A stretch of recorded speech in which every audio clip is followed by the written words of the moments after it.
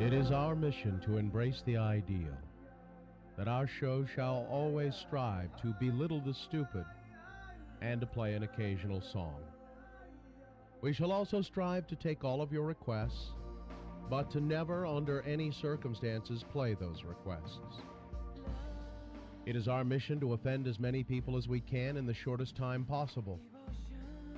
We shall always remember that no matter how pointless and stupid the things we say are, we shall present them in such a way that they will be lessons that will last a lifetime. We shall strive always to do nothing and to be mean. We shall strive mightily to always be the #1 morning show in Salt Lake, or, if not that, the #2 morning show, or at least somewhere in the top 15 or 20 morning shows. At least once a year, we shall go to someone's home, and we shall eat really good food, and we'll make you wish that you could be there to share it with us. And finally, it is our mission to always remind the listeners that we never lie, and we're always right. So let it be written, so let it be done.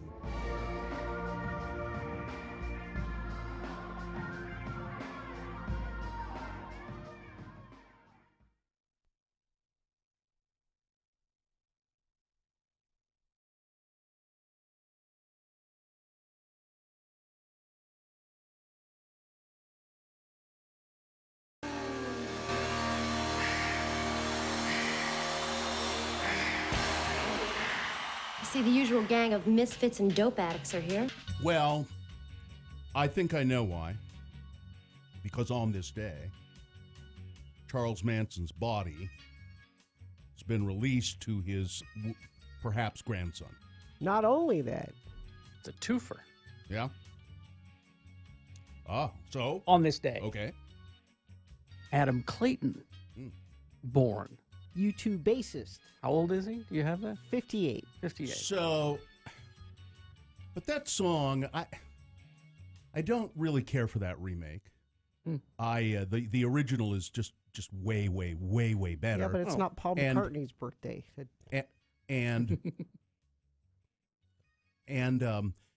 I really dislike what he says at the beginning of the song. Charles Manson took this song from the Beatles. No, he didn't. He did not. Charles Manson said he thought he heard things in this song that led him to do what he did, but he didn't take it from the Beatles. He didn't ruin the song. He kind of ruined it. No, he didn't. Charles Manson was crazy. Well, yeah, he couldn't ruin the song. But I think you say Helter Skelter to people, and their first thought is Charles Manson, not the Beatles. Your first thought is Charles Manson. My first thought is that's a great song by the Beatles. It really is. And he didn't ruin it. He totally ruined it. But maybe U2 ruined it by doing not a very good cover of it. So anyway.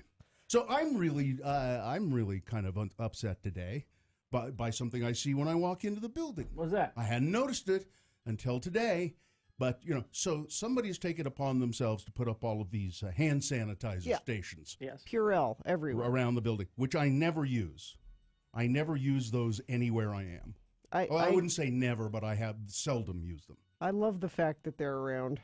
Well, I'm a big fan of over hand sanitizing. I know you are. You are part of the problem, not the solution. So, listen, I'm taking hand sanitizers back for now.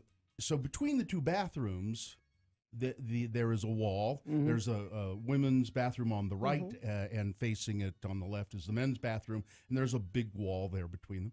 And on that wall, there are, artfully arranged posters and pieces of art all framed, and then somebody's taken one of those hand sanitizers and stuck it right in the middle of them. As though it were art. Let's frame it.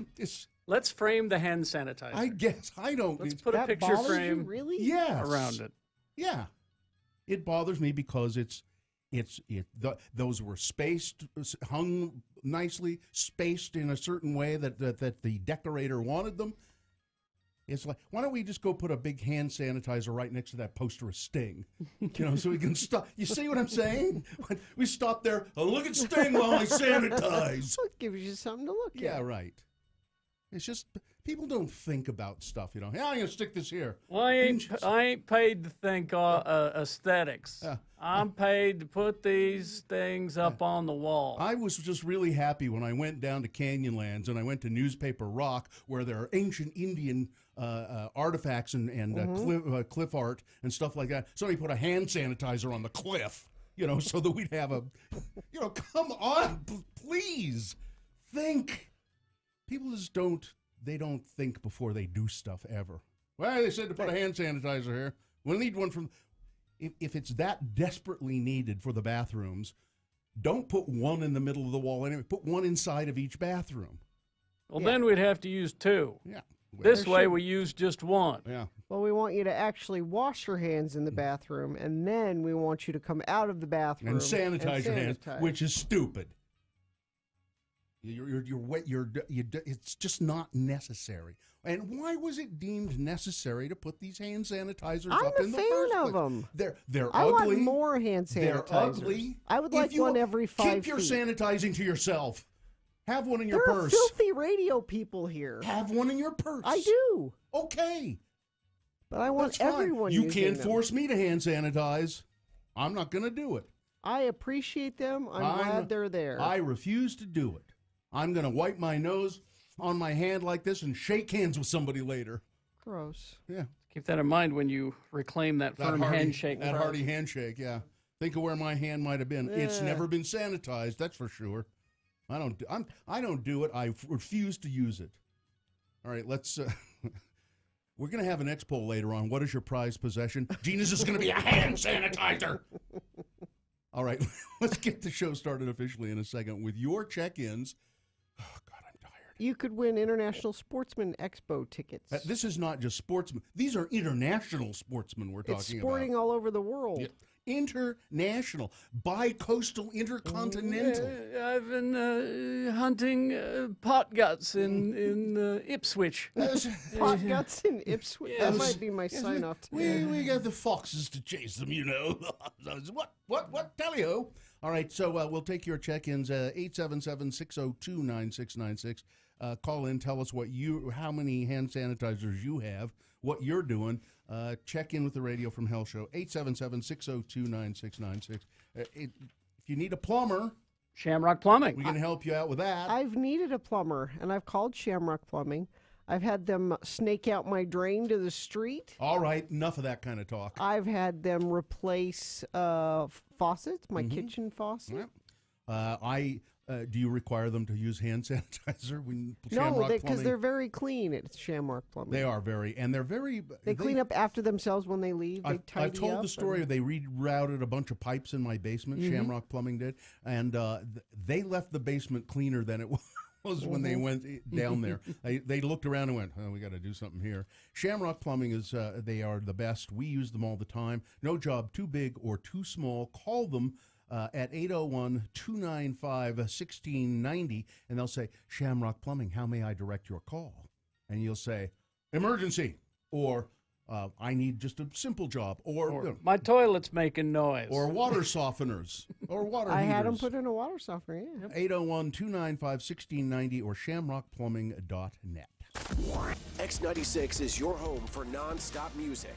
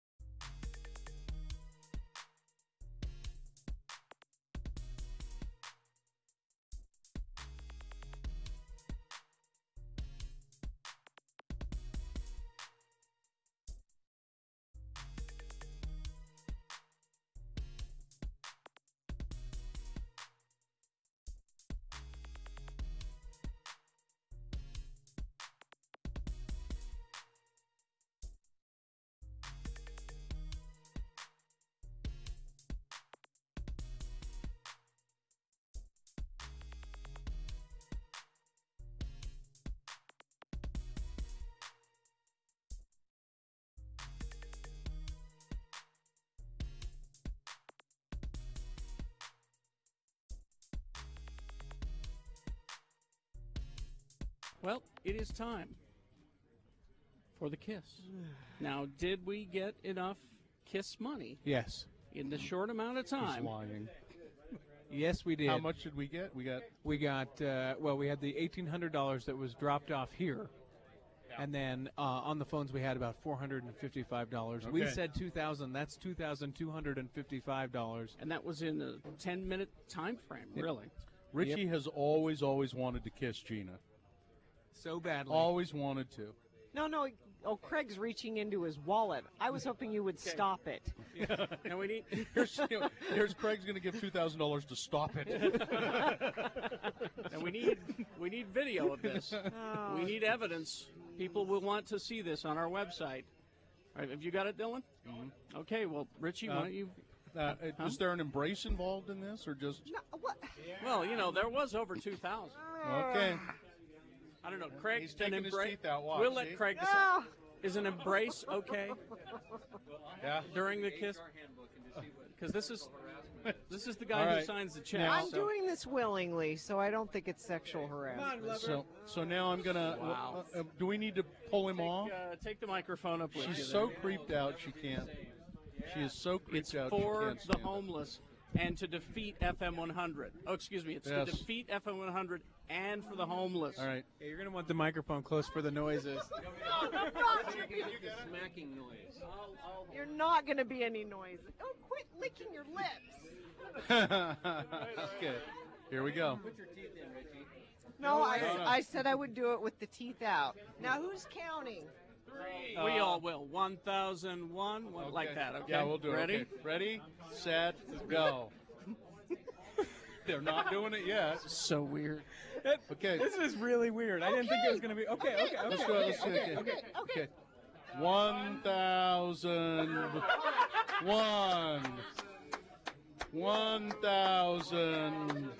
Wait a minute, I lost count. 1, 3.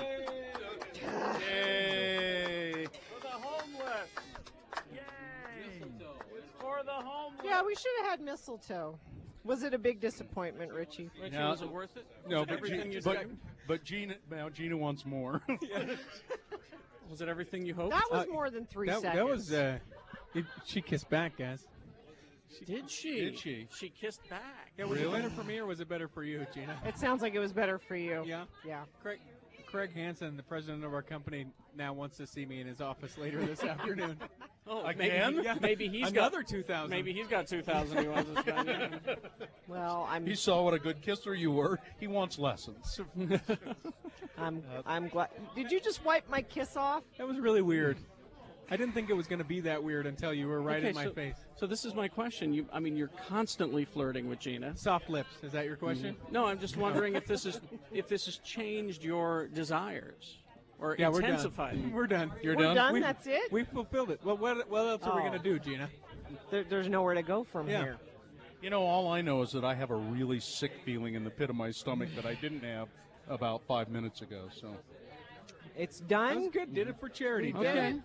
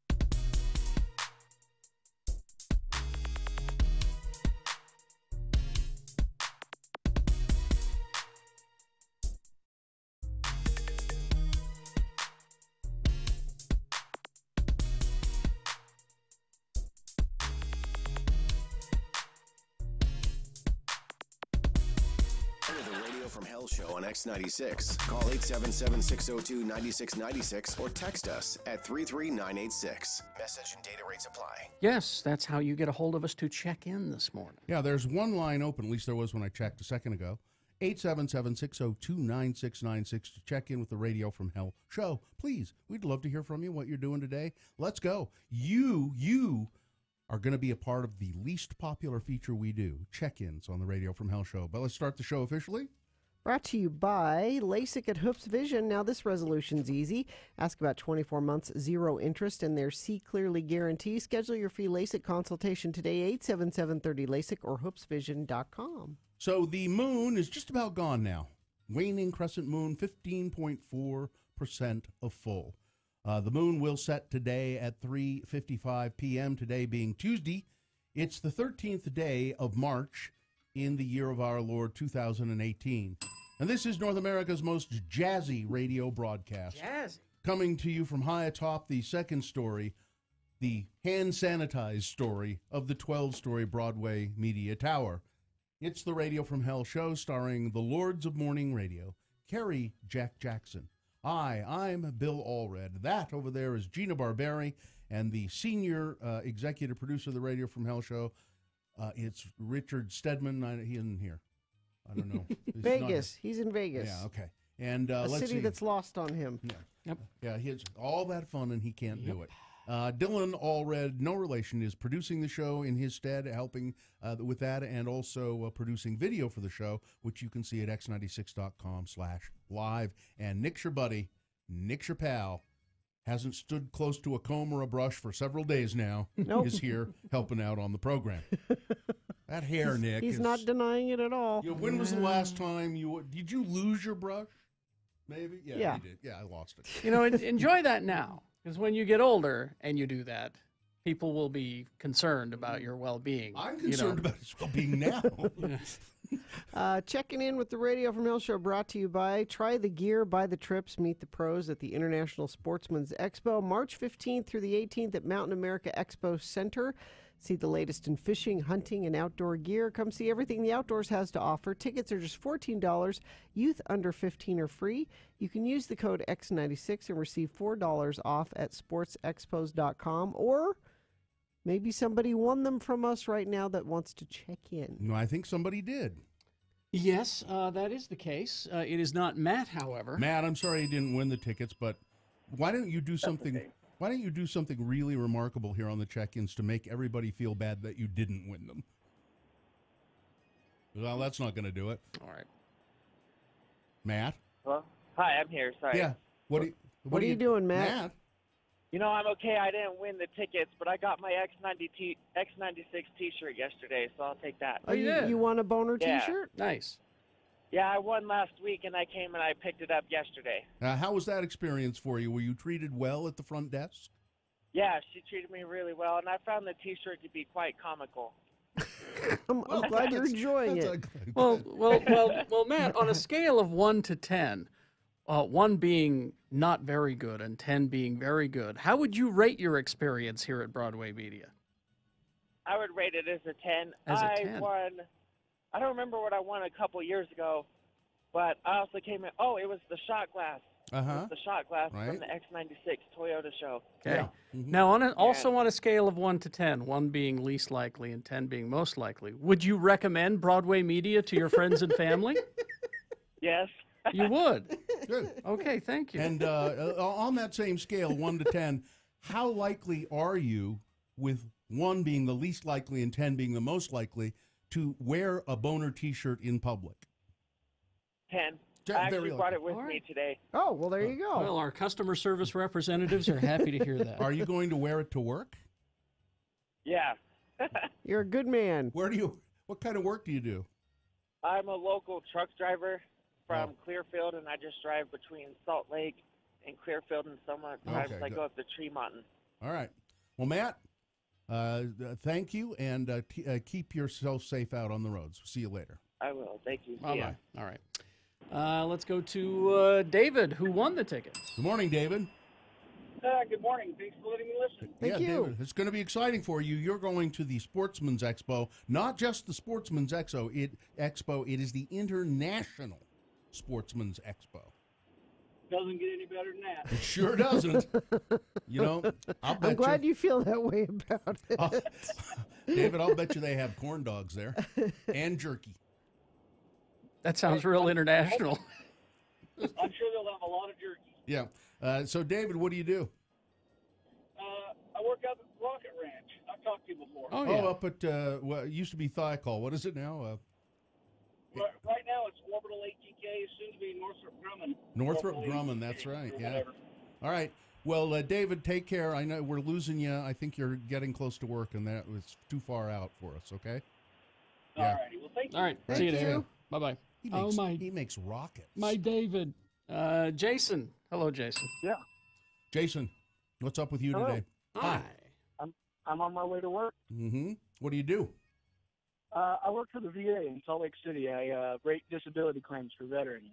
Oh, that's nice to do that. Is it? Are you now? I understand the Veterans Hospital here. You know, there are complaints about them around the country that they're, waiting lists and people aren't getting the right service. But I understand the one here is a model of efficiency. Is that true?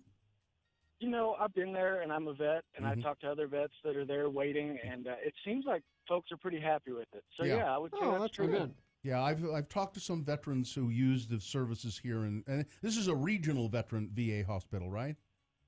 That's right. Yeah. It doesn't just serve Salt Lake or northern Utah. It serves other. No, people come from all over, like Idaho and over from Nevada and stuff like that.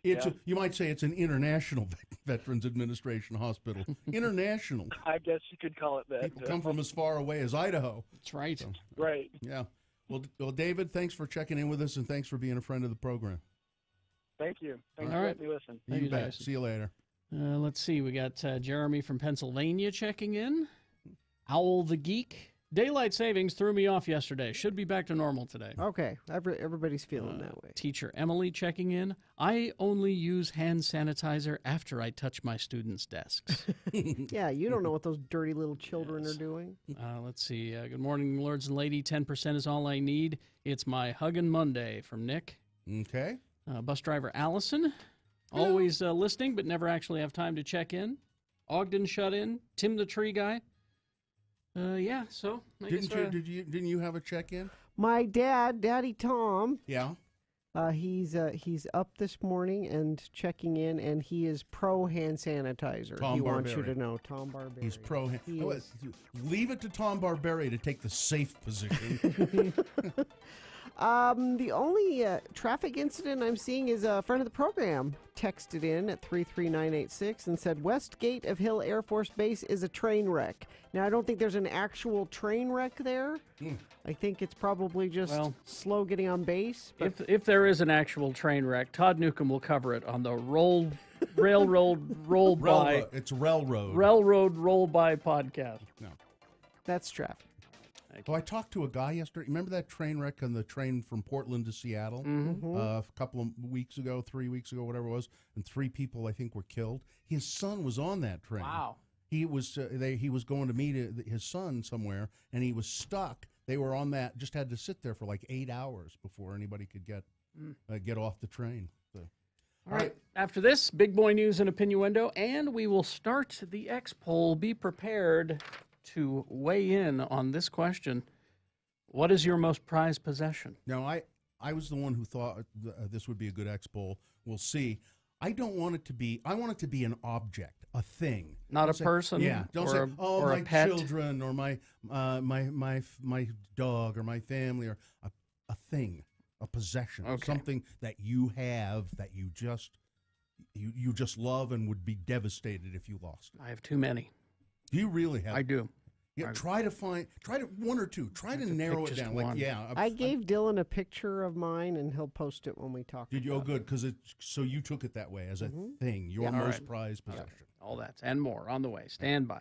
X96 is Utah's. One of the things I love about Valley Office Systems is they're a joy to work with. Honestly, we are a 24-hour business. We rarely have an issue, but when we do, we let them know, and they're out here just as quickly as possible. Honestly, their service is second to none.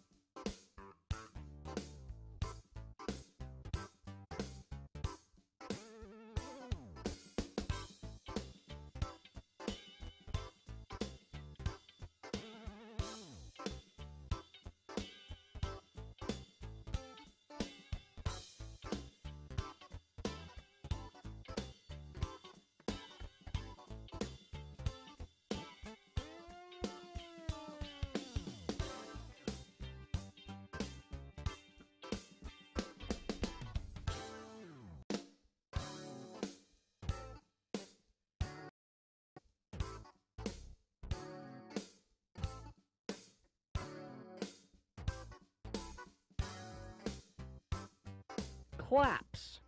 Claps. Spell it with me now. C-L-A-P-S. Claps. And now we'll use it in some dialogue, starring as our two Utah men, LeVar and LeGrand. We join the boys now at the Ward Cultural Hall as they take in a revival of the great theatrical production Saturday's Warrior. As the show nears its climax, LeGrand R. Dunn becomes highly emotional. Again, the word is claps. Let's listen.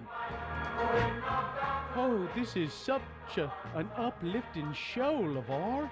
And this is the most uplifting moment in the whole Saturday's Warrior production. I have to admit, LeGrand, I too am stirred. That girl who plays Julie Flinders has a way about her. She's a nice-looking young woman.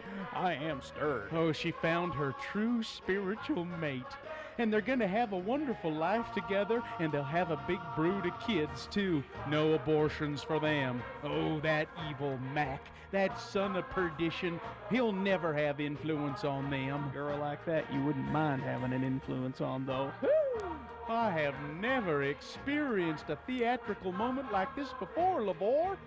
I think I'm having some palpitations. I, too, am experiencing some palpitations, LeGrand. I wonder if the girl playing Julie's single. I'm feeling faint, LeVar. LeGrand? Everything's going to gray. You okay? I think I'm gonna collapse. Oh, I'm gonna collapse. Help! Catch me, LeVar. I'm gonna collapse. LeGrand, get up. You're embarrassing me. Wake up. Oh, my heck, he's out cold. Somebody call a paramedic! Is there a doctor in the house? Anybody know CPR? My friend LeGrand said he's gonna collapse, and he did! He collapsed! Somebody help! Wake up! Wake up! LeVar, get help. Don't let me pass through the veil to the other side. Oh, you just fainted, puss boy.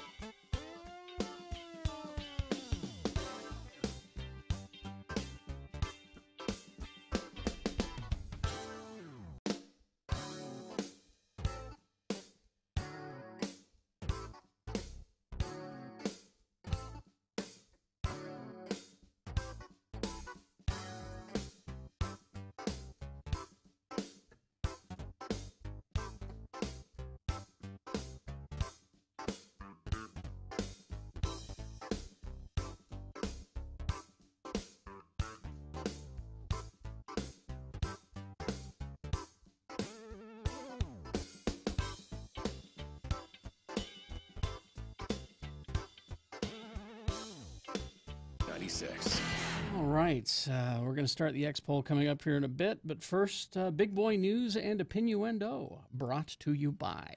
Get your car ready for the new year at Big O Tires. Big O Tires offers financing tailored to you, including no credit check financing. Stop in now, buy 3 tires, get the 4th free on select sets. Big O Tires, the team you trust. Yes, well, as we mentioned earlier, alluded to earlier, finally Charles Manson's body is being released to someone. He can be laid to rest. Jason, well, no. I never rest. You rest. Jason, I'm the one that's awake when you're resting, and when you're resting, I'm getting in there. Jason L. Freeman, a purported grandson of Charles Manson, claimed in court papers that he was the notorious killer's true heir. He wanted to give him a proper burial, Mr. Freeman said in a recent interview, noting that he would invite a small inner circle of his grandfather's friends to a private ceremony and then spread his ashes over the water. Now, here's what I'm betting. And Mr. Freeman, if you don't do this, you're stupid. Spread some of his ashes over the water. Yes. Sell the rest in small doses. Someone will buy them. Small packets. You can make a lot of money. I would wait for a little while. There are murder memorabilia collectors. Lots of them. And people will think you're an opportunist even if you do wait for a little while. That's true. But who cares? Yeah. Make some money off of them damn ashes. They haven't done. He hasn't done anybody any good in his entire life. So why doesn't just let him do you some good, Mr. Freeman? Sell Charles Manson's ashes. And I would say in maybe little pendants and lockets and things like that, you can certify them and you can sell them for hundreds of dollars each. I mean, if you were a nice person, you would do that and give the money to the families of the people that were murdered. Oh, that's too long ago. That's long ago. They don't need it. They don't need it. They don't need it. Sharon Tate was rich. The Italian couple that was La Bianca. La Bianca's. They had money, so it's fine. You can keep the money. Stormy Daniels, speaking of money, she's not keeping the money. She wants to return it, the $130,000 hush money. She says that she's willing to give back that $130,000 she received from Donald Trump's attorney, Michael Cohen, in October of 2016. In exchange, she wants to end the deal she made with Cohen, not to discuss a relationship she said she had with Trump starting in July of 2006 and lasting nearly a year. The White House has denied that there was an affair, and if they are so sure that there was no affair, then it is just incredible to me that anybody, then they would pay $130,000 in the first place, that they're trying to stop the CNN interview with Stormy 60 Daniels. Minutes? The 60 minutes. Oh, is it 60 minutes? 60 yeah. minutes. It was Anderson Cooper, so I can see the confusion. Yeah. Anderson Cooper, apparently they went to a strip club, 60 minutes in a strip club. That's where she feels most comfortable. And you can hear the boom, boom, boom, boom, boom in the background, I guess, and interviewed Stormy Daniels. But again, in the papers, they said, if we give you this $130,000 back, that means we can release any pictures or audio or video. There's some... She's got stuff. Record of... Yeah, she has got stuff. Maybe she has her own P-tape. We got receipts. We got receipts. The lawyer, Mr. Cohen, has not explained why he made the payment to Stormy Daniels, but his discussion of it, he says she's talking about it she says that him even talking about it has invalidated the agreement anyway. Well, that's the whole idea behind a hush-hush kind of thing. Well, he didn't hush. So he didn't hush. So if you are a student planning on walking out tomorrow, and we encourage you to do that, students in... This is March for Our Lives. It's at 10 a.m., and the ACLU has weighed in a little bit on this. On Wednesday, it says here on the Channel 2 website, on Wednesday, March 12th, no, that's March 14th. On Wednesday, March 14th, exactly 1 month after the Parkland, Florida shooting, students at more than 20 Utah schools will join in a nationwide protest calling for tighter gun control laws. Now, there are more schools than 20 schools in Utah. Yeah. Why not all of them? And where did Channel 2 get this number of more than 20 schools? I don't understand. Maybe that's just who they contacted. They didn't. Or call these are just the ones school that are on record as saying that something's going to happen. I think all of them should do it. I think so too, but there's probably some like small high schools in the middle of nowhere that aren't going to. 17-year-old Ermia Fanayan, I'm sorry, Fanayan, used social media to help organize the protest. This is a call to action to our Congress and our state legislature to establish legislation that restricts obtainment to weapons that put the sureness of our safety at risk, she said.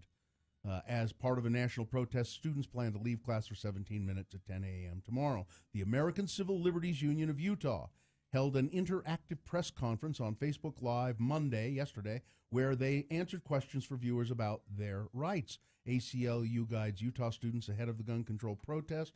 They say, "We do want students to be prepared and understand what their rights are."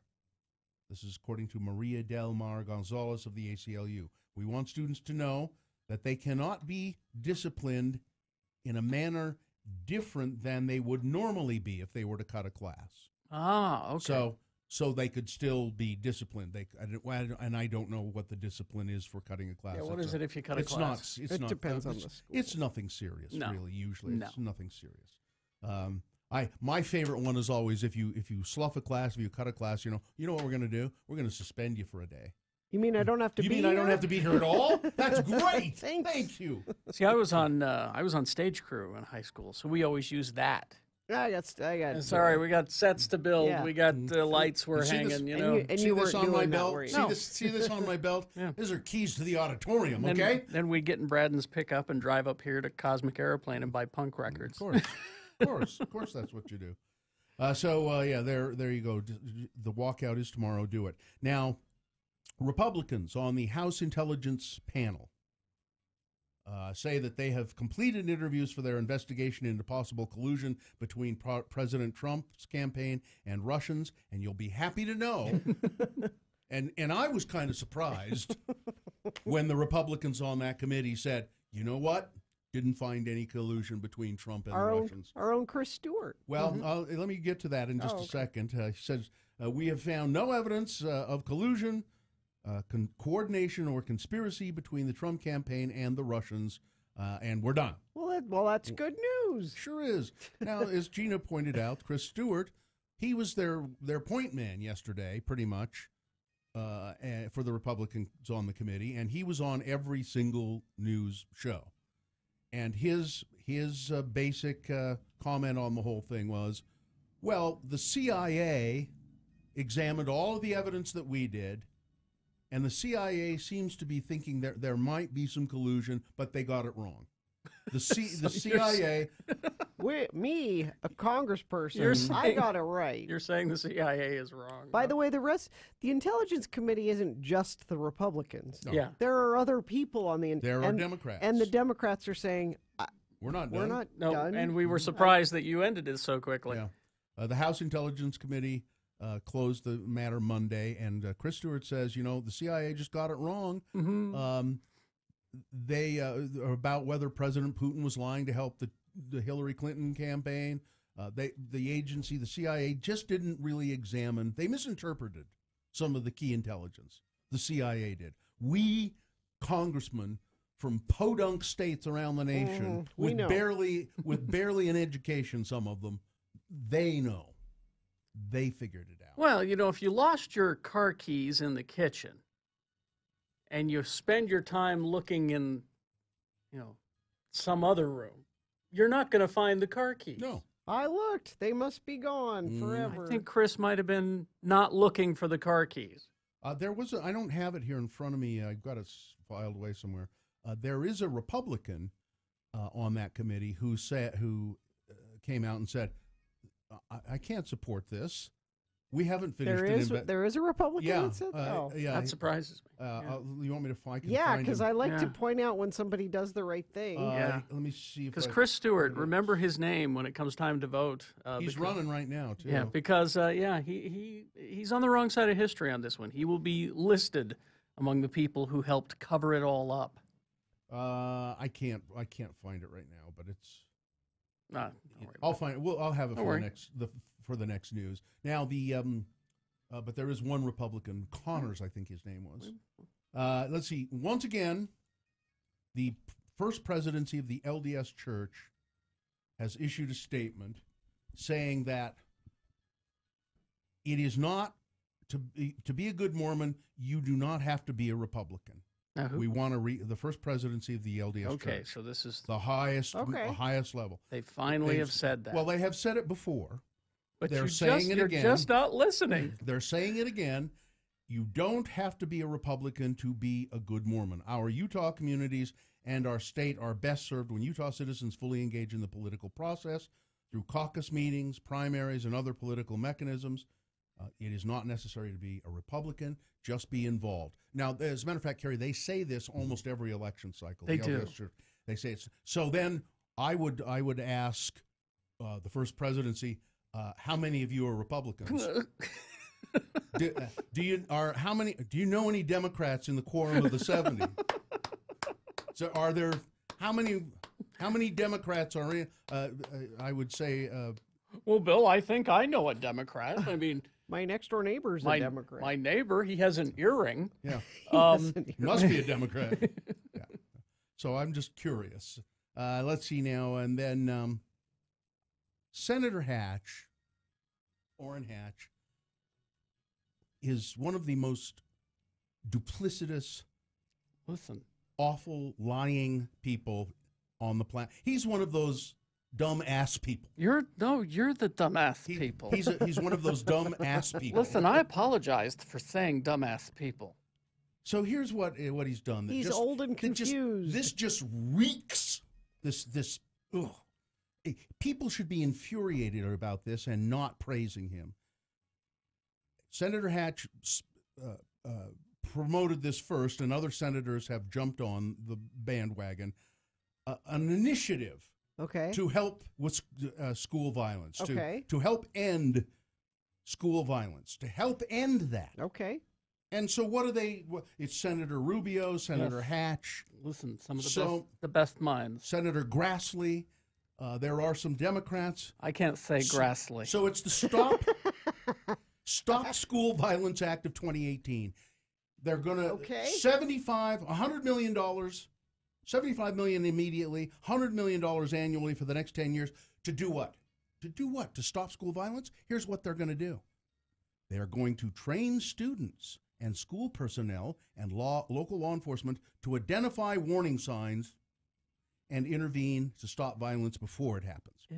They're going to improve school security infrastructure to deter and respond to threats of school violence, including the development and implementation of anonymous reporting systems for threats of school violence. And they're probably going to, those schools will get some of this money and start putting up metal detectors on them. They will develop and operate school threat assessment and crisis intervention teams. Okay, so far I'm okay. I don't know what your problem is with this. This is nothing. What? And it sounds like stuff that's already in place. It sounds like something. It's nothing. It's nothing. Gina, this is not. We're going to develop and operate school threat assessment and crisis intervention teams. Nothing. This is nothing. It should be this and gun control. Facilitate coordination between schools and local law enforcement. This is happy horse, and it's a feel-good piece of crap for $75 million and $100 million a year for the next 10 years so that they can pat themselves on their back and say, see, we did something. You did nothing. You dumbass people. I'm sorry. I'm tired, and it makes me cranky. Sports weather traffic. Try Subway's Starting 5 Fresh Value Meal featuring the favorite subs of the Utah Jazz starting lineup. Enter to win a VIP suite experience. Go into Subway and find out how to enter. I was proud of you, Bill. You posted some sports on Twitter. Oh, I saw that. Every once in a while I'll click on one of those little videos, and it says, here's LeBron James doing, go to @RFH Bill. You'll see it. LeBron James doing this amazing pass. Yeah. And it is just astonishing. Yeah, it's a no-look pass, but it's part of the way he can do it is that he can hold the basketball in his hand like it's a peach. Yeah. His hand is that big. So in the video, what he does is it's like he's standing in front of a guy and he shoves the ball right toward the opponent's face. Yeah. And then just throws it sideways. Yeah. To one of his teammates that he's not even looking at. Yep. You know where your guy's going to be. God. I know if I throw the ball over it. And they lost in spite of all that. You should just watch LA. that little but clip, it's a cool clip. I will. Watch that little clip, and it'll make you think, maybe I ought to watch basketball occasionally. It'll just make me go, ooh, and then not watch basketball. Well, lots of people will be watching basketball here tonight. Detroit playing the Jazz at 7 o'clock. That's your sports. Weather, ridiculously warm. Yep. I should have worn today. I should have wore shorts or some low socks or something. Yeah, I'm wearing shorts and flip-flops. Yep. Ridiculously warm. It's gonna get cold again later. Over the weekend we'll be back down into the 40s, but today super nice.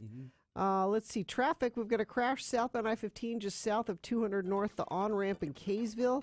Cars are on the right shoulder, adding to the delays in Layton. And I feel like people were telling me more about the Westgate Hill Air Force Base, Roy Gate backed up along with the Westgate. Somebody's saying they sent that via text 33986. Brought to you by National Auto Plaza. Who builds the best trucks? National Auto Plaza does. Lifted accessories you haven't even thought of yet, all to take your next adventure to a whole new level.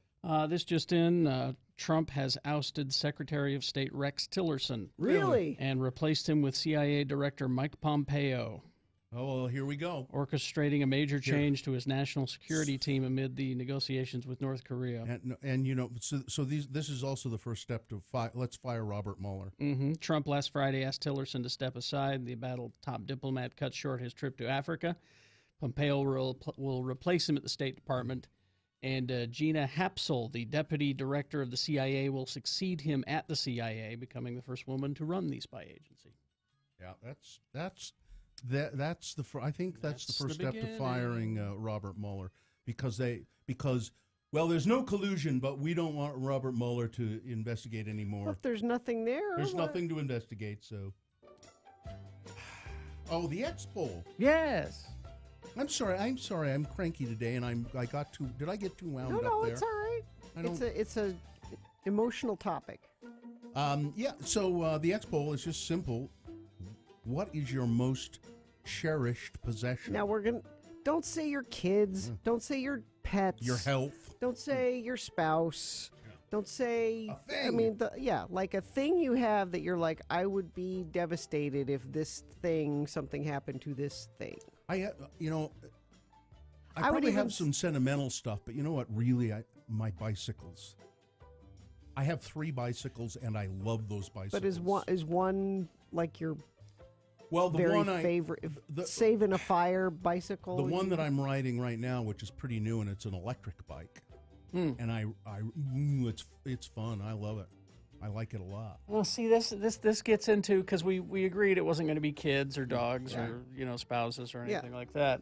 So, is it prized possession, as in most valuable, or most sentimental? I think it's most valuable to you. Most valuable to me. At least that's what So that would be sentimental. So that's not your thing that you could sell on eBay. No.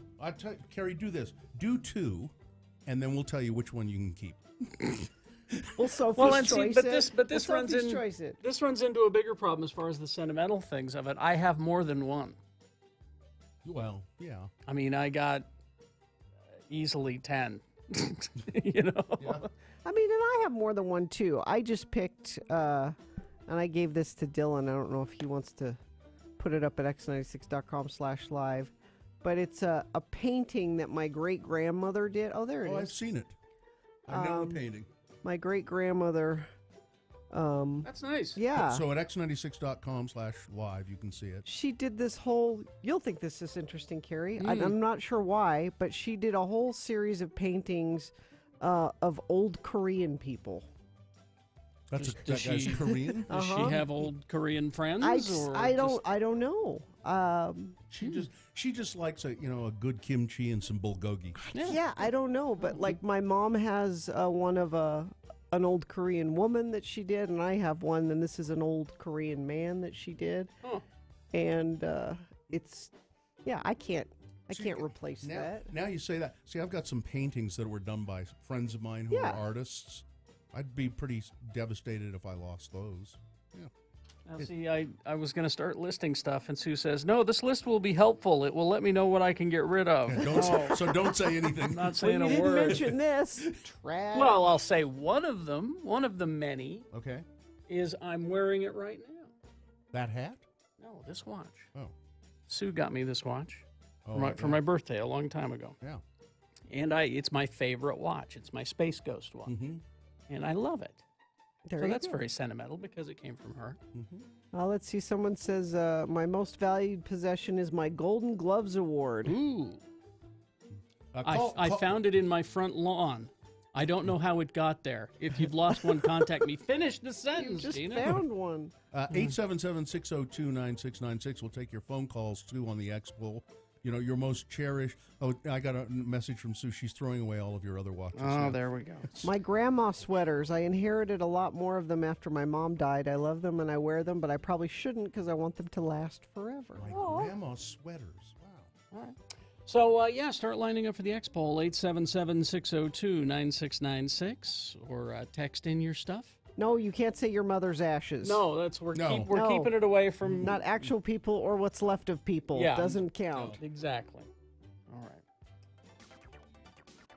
All Traffic, yeah, you can text that to us, 233-986. Anything happening, Mr. Traffic Lady? We've got a crash northbound I-15 at milepost 299. That's the I-15, I-215 junction in Salt Lake. The center lane is closed there. And a couple people are saying there's some issues with Roy Gate and West Gate at Hill Air Force Base, but South Gate flowing nicely. Keep us updated on that, 33986. All right, thank you. Big O Tires. I mentioned this the other day. I had been through the car wash, and so I noticed that my tires were shiny because I do that spray on them or whatever. And then I started looking at them. They're Big O Tires. I went, Big O Tires. I do really like them a lot.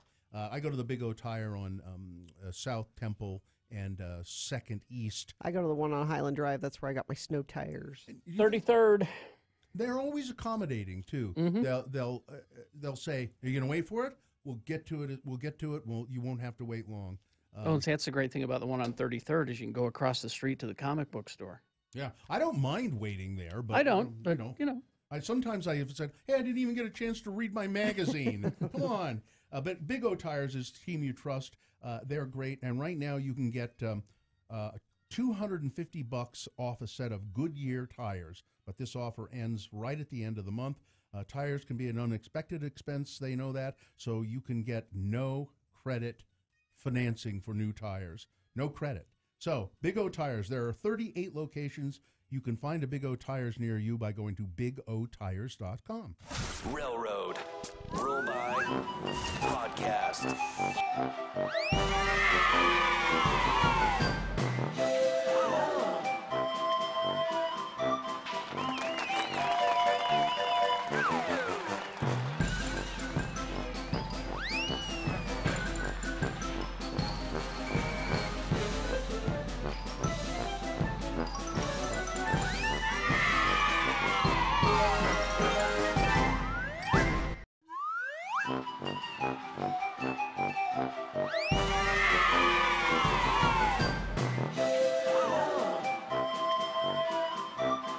It is the 23rd century.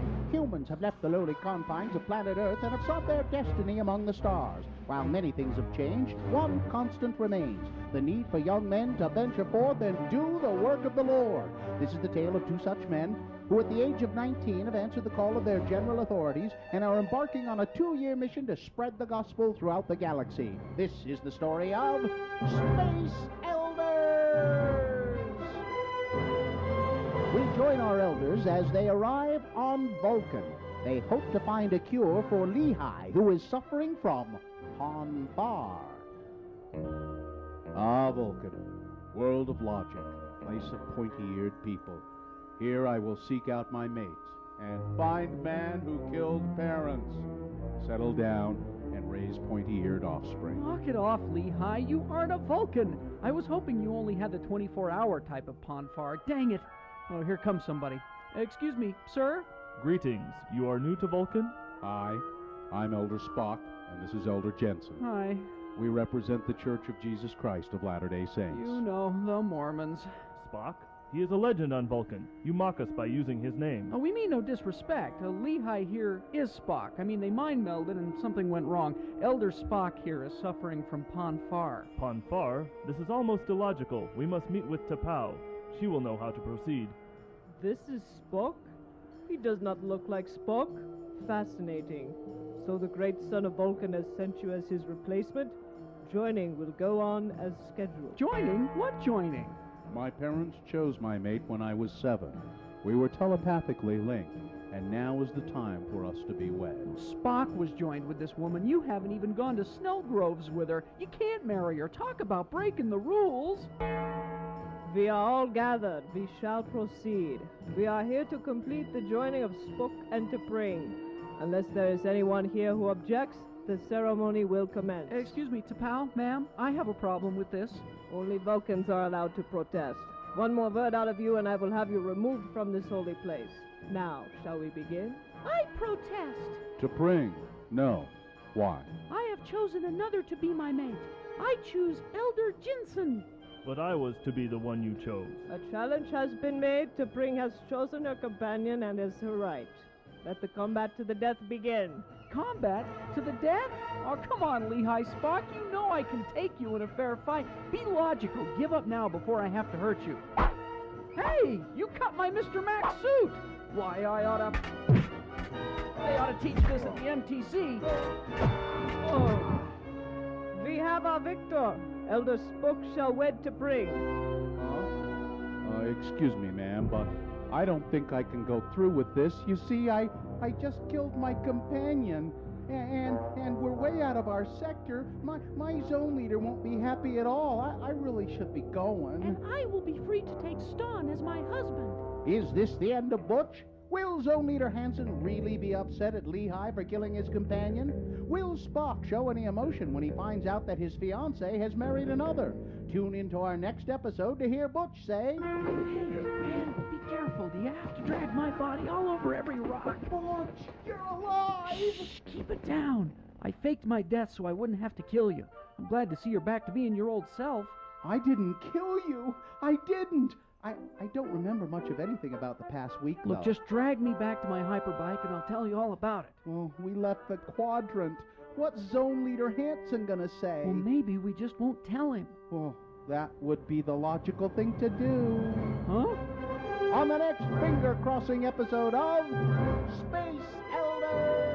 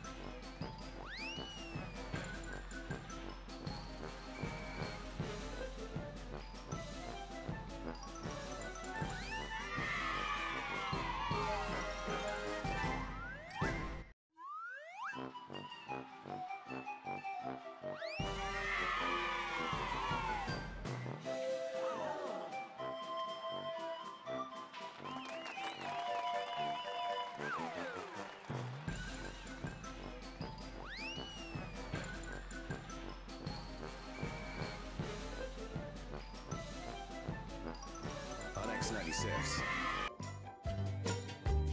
All right, 7:04. Let's continue the X poll. Very simple.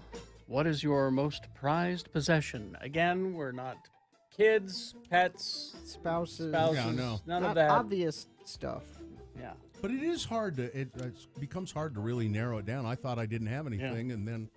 And now I can't narrow it down to one like thing. this. Mine would be a quilt my grandma made the day after my dog died. It has his picture on it. Yeah, like there. That's. Yeah. Let's see. Autographed Heath Ledger Joker poster. My first edition of Gone with the Wind. I collect antique books. All right. Well, let's go to the phones. Let's begin here with this is Emilio. Hello, Emilio. Emilio. Hey, guys. Hi. What's your most prized possession, sir? It is a Hawthorne Heights hoodie signed by the whole band.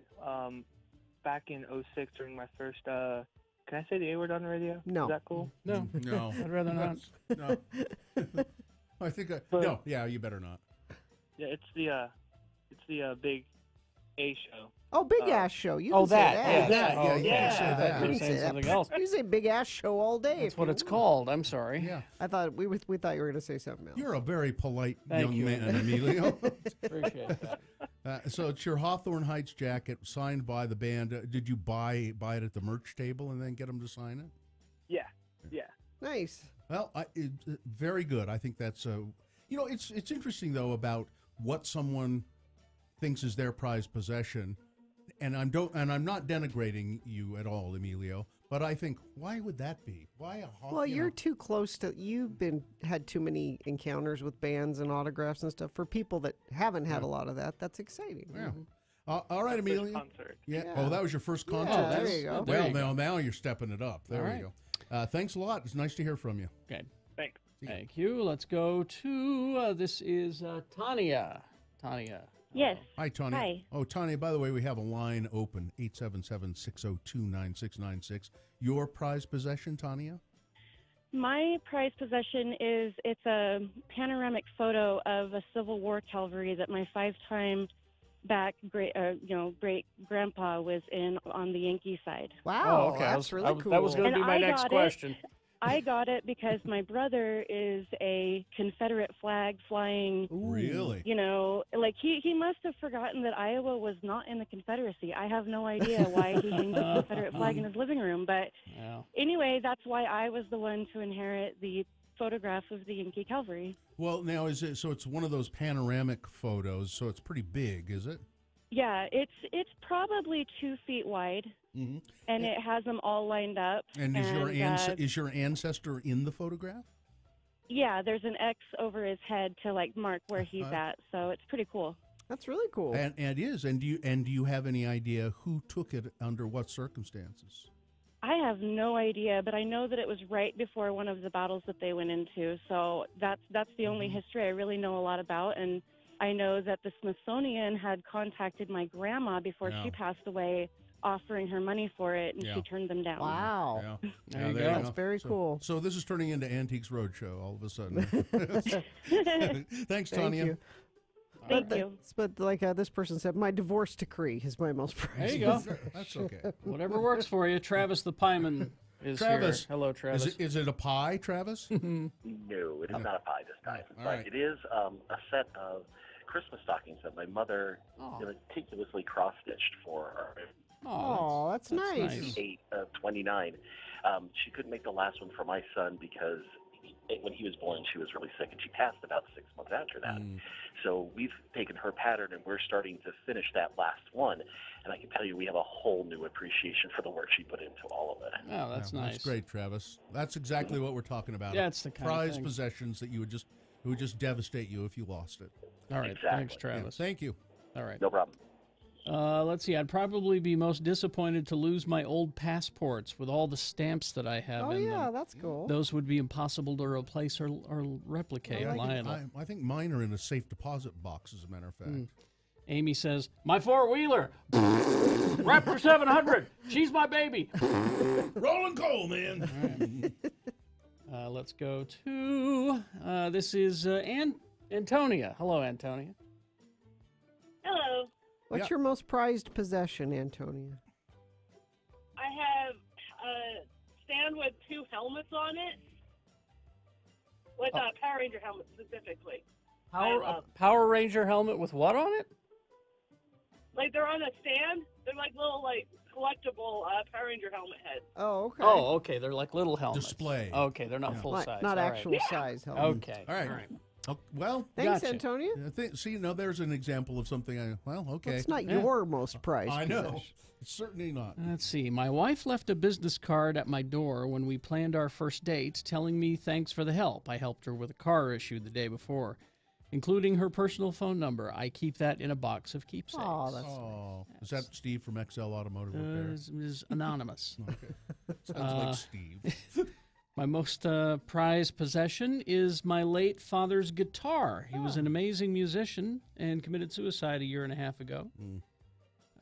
My most prized possession, the Welch love spoon that my dad hand-carved for my mom to add to her collection of love spoons. What is? I don't know what a love spoon is. I'm afraid to Google it, but maybe I will. I was in what a love spoon What's is. a love spoon? Let's go to Jill. Hello, Jill. Jill. Hi. Hi. Most prized possession, Jill. Mine is an autographed album from the 1975, their latest album. Mhm. I Like It When You Sleep, For You're So Beautiful Yet So Unaware of It. That is like a classic album.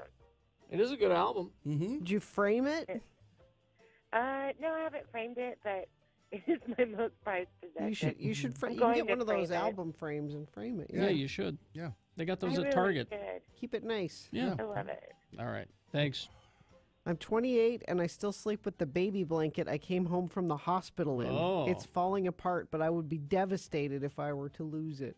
A love spoon is a wooden spoon decoratively carved that was traditionally presented as a gift of romantic intent. The spoon is normally decorated with symbols of love and was intended to reflect the skill of the carver. A love spoon. Now I want a love spoon. They're cool looking. And I think it's They are traditional in Wales. Yeah, it's a Welsh tradition. Yes. Yeah. All right. Let's see. My most prized possession is the Purple Heart that my husband's uncle. Then everything gets pushed down because everyone is texting, and now I've lost it. Let's see. This might sound cheesy, but mine is my angel bear. He got his name because. He got his name because I got him the day after my dad died, and I was convinced his angel brought it to me. I was 4. I'm 28 now. Aww. Okay. All right. Let's go to Calvin. Hello, Hi, Calvin. Hey, guys. Hi. Yeah. So earlier, Bill mentioned how, if you lost this or if something was to happen to you, you'd be devastated. So mine was, when my dad passed away a few years ago, he left me an Omega watch. Yeah, those are nice, expensive watches, and I think some of the older ones are even more prized than new ones. Exactly. Like his, I can't find even on the internet anywhere. But I'm frantically trying to get it fixed because moving from one house to the other, I ran it over a few days ago. Oh, wow! Have you taken it to? Taking it to Mount Olympus. Yeah, the Mount Olympus Clock Shop. Yeah, they're good. No, that's a great idea. Yeah, they're just this little clock shop there in Mount Olympus, and they do watch stuff. What is it? The top of 33rd yeah. or 39th? Well, no, it's on 39th. Top of 39th. And they've been able to fix some of my hard to fix stuff. My Roadrunner watch from when I was 8, they fixed. Yeah, if anybody can salvage it, they can. So yeah. Good. No, I'll try them out. I really appreciate that. So it's Mount Olympus Clock Shop. Okay. All right. All right. See ya. I think so. And speaking of which, that's one of my prized possessions, my Roadrunner watch from when I was 8. Mm-hmm. So your Space Ghost watch, Roadrunner, I had a couple of watches, but then there's the rest. There's a couple of action figures that are important like to me. What? What's your most important action figure? Jawa. Your first little Jawa? Yes, my little Jawas. I have a Swiss Army watch that my wife bought for me right when we were first going together, kind of, or, we'd been together for a little while, but it was fairly expensive. It was a very nice, just simple Swiss Army watch. Mm-hmm. And I still have it, even though the guys at Mount Olympus said, it's really, maybe I'll take it back and say, do it. They said, we can't really fix this. We could put a whole new watch in it. Well, do that. Maybe I'll do that. Yeah, then you'll wear it. Because I really like the watch. It's just a simple now silver it just sits in a bracelet. drawer. Because I got a Darth Vader watch that they said, we could fix it, but it's going to cost you a lot of money. How much did you pay for the watch? I said, $10. He says, it's going to cost you hundreds of dollars to fix this. I'm thinking it would cost me, as they said, about the same as a new watch. So. But you'll wear it then. Exactly. It won't just sit in a Or maybe drawer. I'll start wearing it even though it doesn't work. It's just a bracelet. Yeah, 'cause I just love the way it fit and looked. So.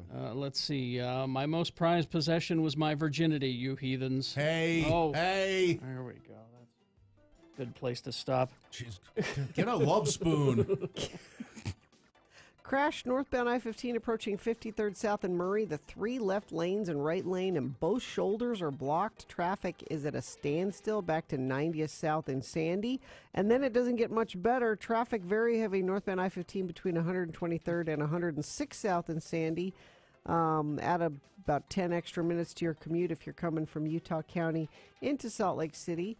And I'm looking for an update on Hill Air Force Base. We had a bunch of ex-polars pushed down my traffic alerts, so there was a couple of gates that seemed like they were being extra slow this morning. So if you're there and want to let us know, text it to us 33986. All right, it's Boehner's round 1 coming up. Here are your candidates. Boehner candidate number 1. For God's sake, get me to the church on time. Boehner candidate number 2. If it's time to act, then act, damn it. And Boehner candidate number 3. And I'm serious about this. Okay. Don't hold me to it, though. No, I'm serious. This is the last racist Boehner candidate I will ever do. Ever? We can't promise that. It may be. It's. I mean, we've had a lot of them lately, but here's what I'm going to do. I'm going to say that I'm going to try not to do any anymore. Because there's just too many. Yeah. All right. We will get to those. Round 1 of your Boehner voting and Big Boy News and Opinioendo coming up. Stand by for that. One thing there's not too many of is down payment assistance. What? It's just no, that doesn't work. No. Just one thing there's not too many of is questions. Yeah. To get your down payment. There are only There's 7 questions. Yeah, if you text the word money to 62687, our friends at New Dwello will send you back, like Carrie said, 7 questions. Mm-hmm. Those 7 questions, if you can answer them affirmatively and honestly, you could be qualified for down payment assistance. So text the word money to 62687 if you want to spend about just a little less than $437,000 on a home. That's the limit. You don't have to be a first-time home buyer. It doesn't have to be, this could be a second home even if you want to use the money for that. You come up with 1% and New Dwello gifts you the rest of the down payment. So text the word money to 62687. This is very important. X96 is your home for non-stop music. We give you a 1-hour non-stop music wingding 3 times a day. Nobody around here has been eating lead paint chips. At 10 a.m., right after Radio from Hell. At 1 p.m. while you're listening in the workplace. And at 4:30 for your drive home. Doesn't make much sense to me either. 1-hour non-stop music wingdings 3 times a day at 10, 1, and 4:30. I'm not impressed. Only on X96.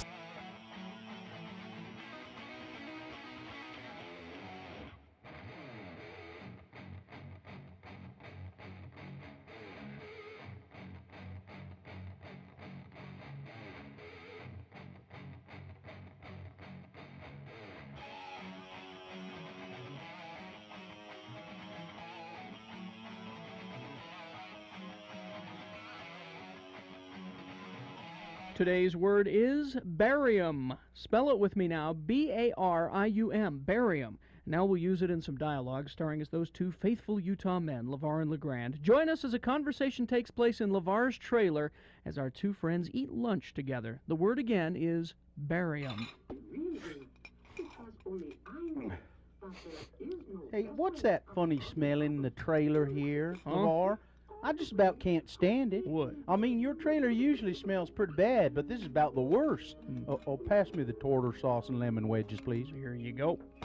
Well, LeGrand, the smell you smell could be emanating from any one of a number of sources. Could be coming from that garbage pail I keep over there by the fridge. Ew. Or from that pile of garbage I keep under the trailer. Or, it could be wafting in from that landfill right next door. Then what you could be smelling is my feet, because I ain't changed these socks for about a fortnight. That's 2 weeks, I've been reading the Reader's Digest condensed Shakespeare. No, it don't smell like none of those things. It smells kind of like a old lily pond or or like a fish market or something. It's a wet kind of dead smell. Wet and dead? Oh, it must be my goldfish. They both passed away a few days ago. See?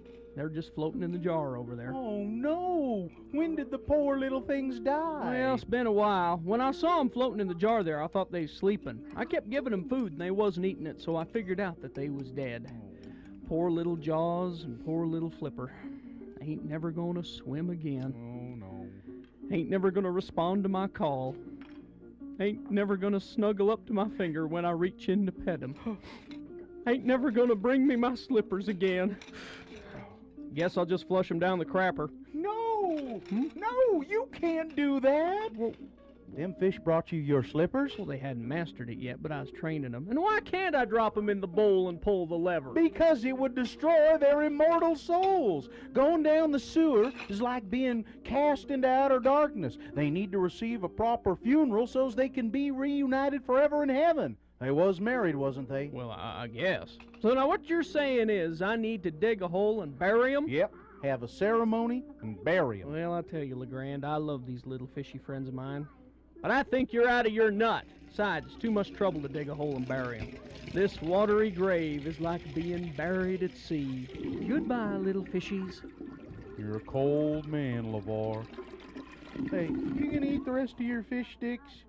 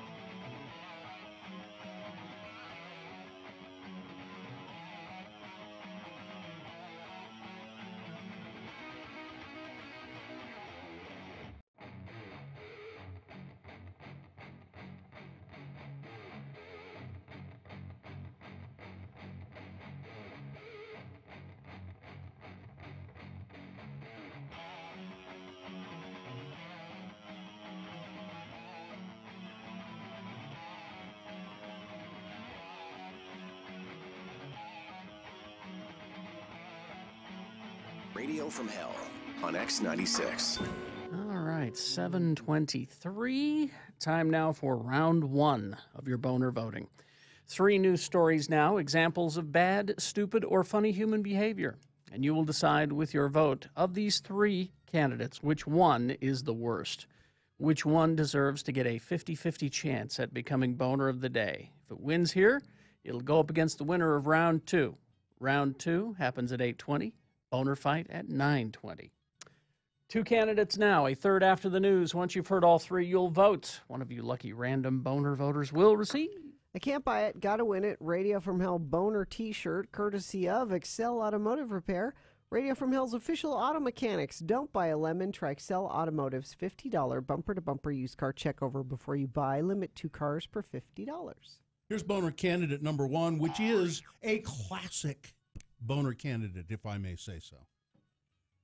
It's here. The title is "I'm Getting Married in the Morning."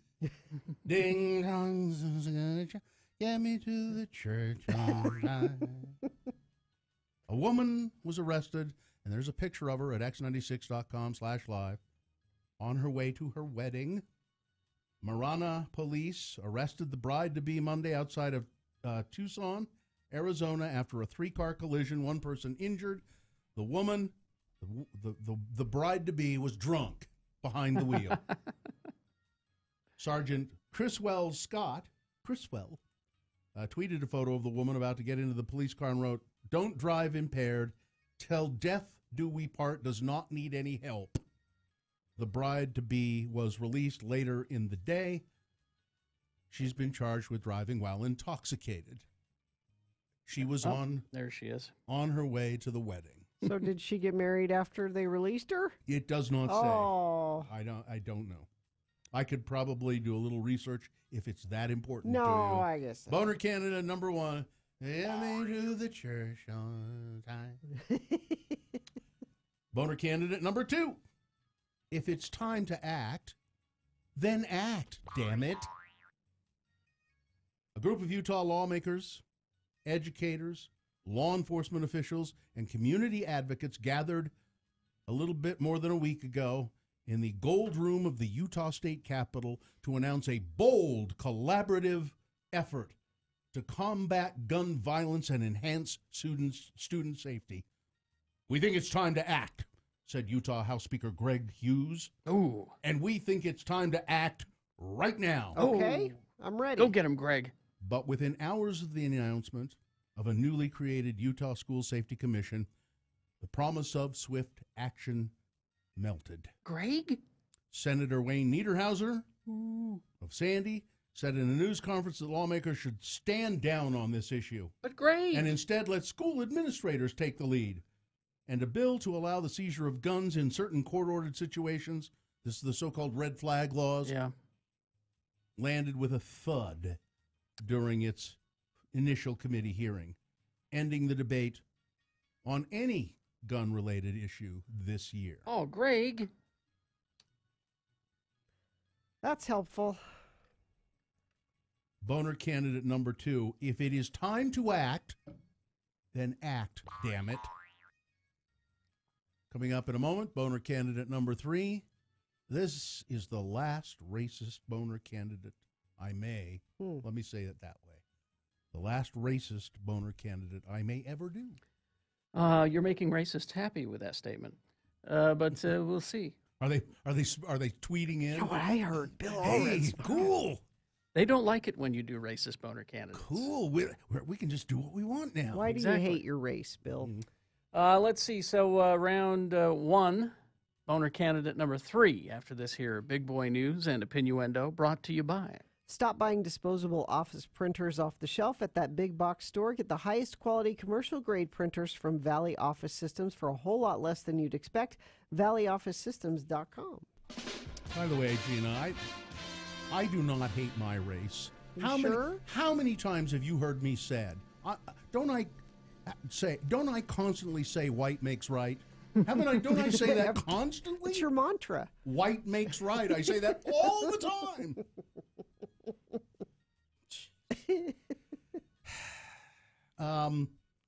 So here's a big story out of Hollywood. Huh? Apparently. Cameron Diaz says she's done acting. And I just want to know, when did she ever start acting? Now, Bill, What? may I stop you here? Sure. Because... Please do. Stop. Please. Somebody's got to stop me. Because Selma Blair... Right. Apparently she got an angry phone call from her friend Cameron that said, why are you telling people... Selma's apologizing, saying... Well, she said, I had lunch with Cameron the other day, and we were reminiscing about the film that we were in together called The Sweetest Thing. Yep. And she said, I would have liked to do a sequel, but Cameron says she's retired from acting. Yeah, it was... And Selma asked her, she said, well, when did you start acting? How can you retire from something you haven't... Apparently it was a joke, and Cameron's like, great, now everybody thinks I'm... Selma, so Selma's apologized. Cameron Diaz is not. Well, leaving acting. Selma, I wish you had kept that apology to yourself and made it difficult for her to ever get work again. Cancun. A lot of people like going to Cancun, and it's been basically a safe place in Mexico, relatively safe. Not anymore. Cancun, travel warnings. Cancun, known for its spectacular. Many people listening right now have been to Cancun, and it is spectacular. White sand beaches, turquoise water. It's a paradise. Mexico, so much of Mexico is so beautiful and such a paradise, and it's just being ruined. Amid a thriving drug trades, widespread extortion, fear is rampant in Cancun. Things are so bad that the murder rate has doubled in the last year. 169 killings in the first. That's a lot. In the first half of 2017.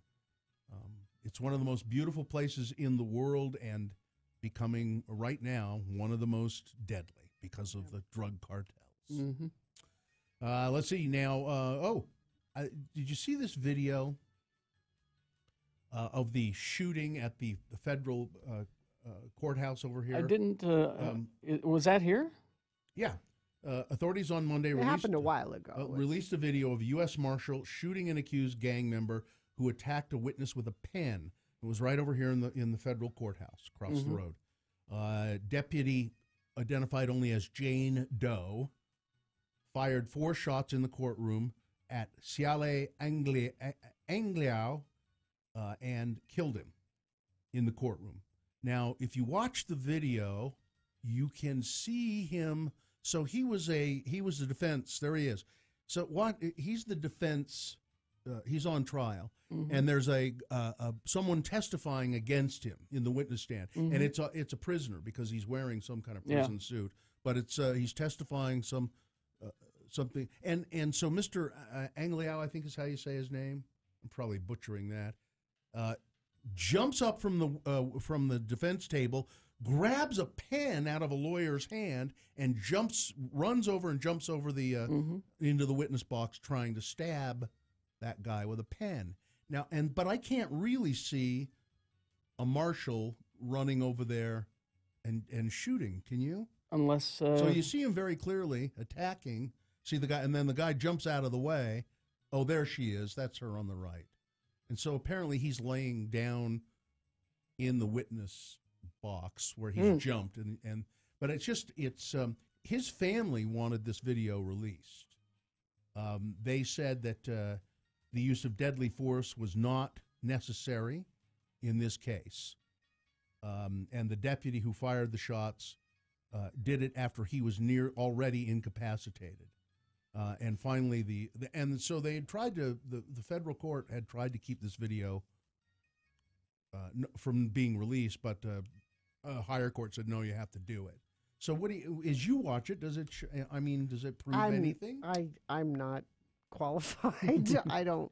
Oh, come on, Gina. When did you not ever weigh in on anything like this? I've never heard you not voice an opinion on something like this. Somebody's lunging at somebody with a pen.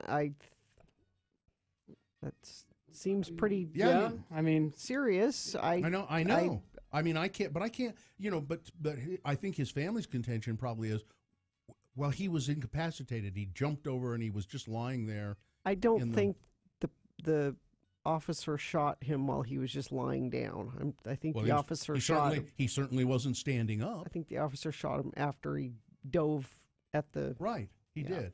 And while he was lying down in there, but then you could say, well, he was probably trying to get up and do further mayhem. With the pen. There's that. See, that's what I would argue. But it's fascinating to watch that and try to figure out exactly what happened. Yeah.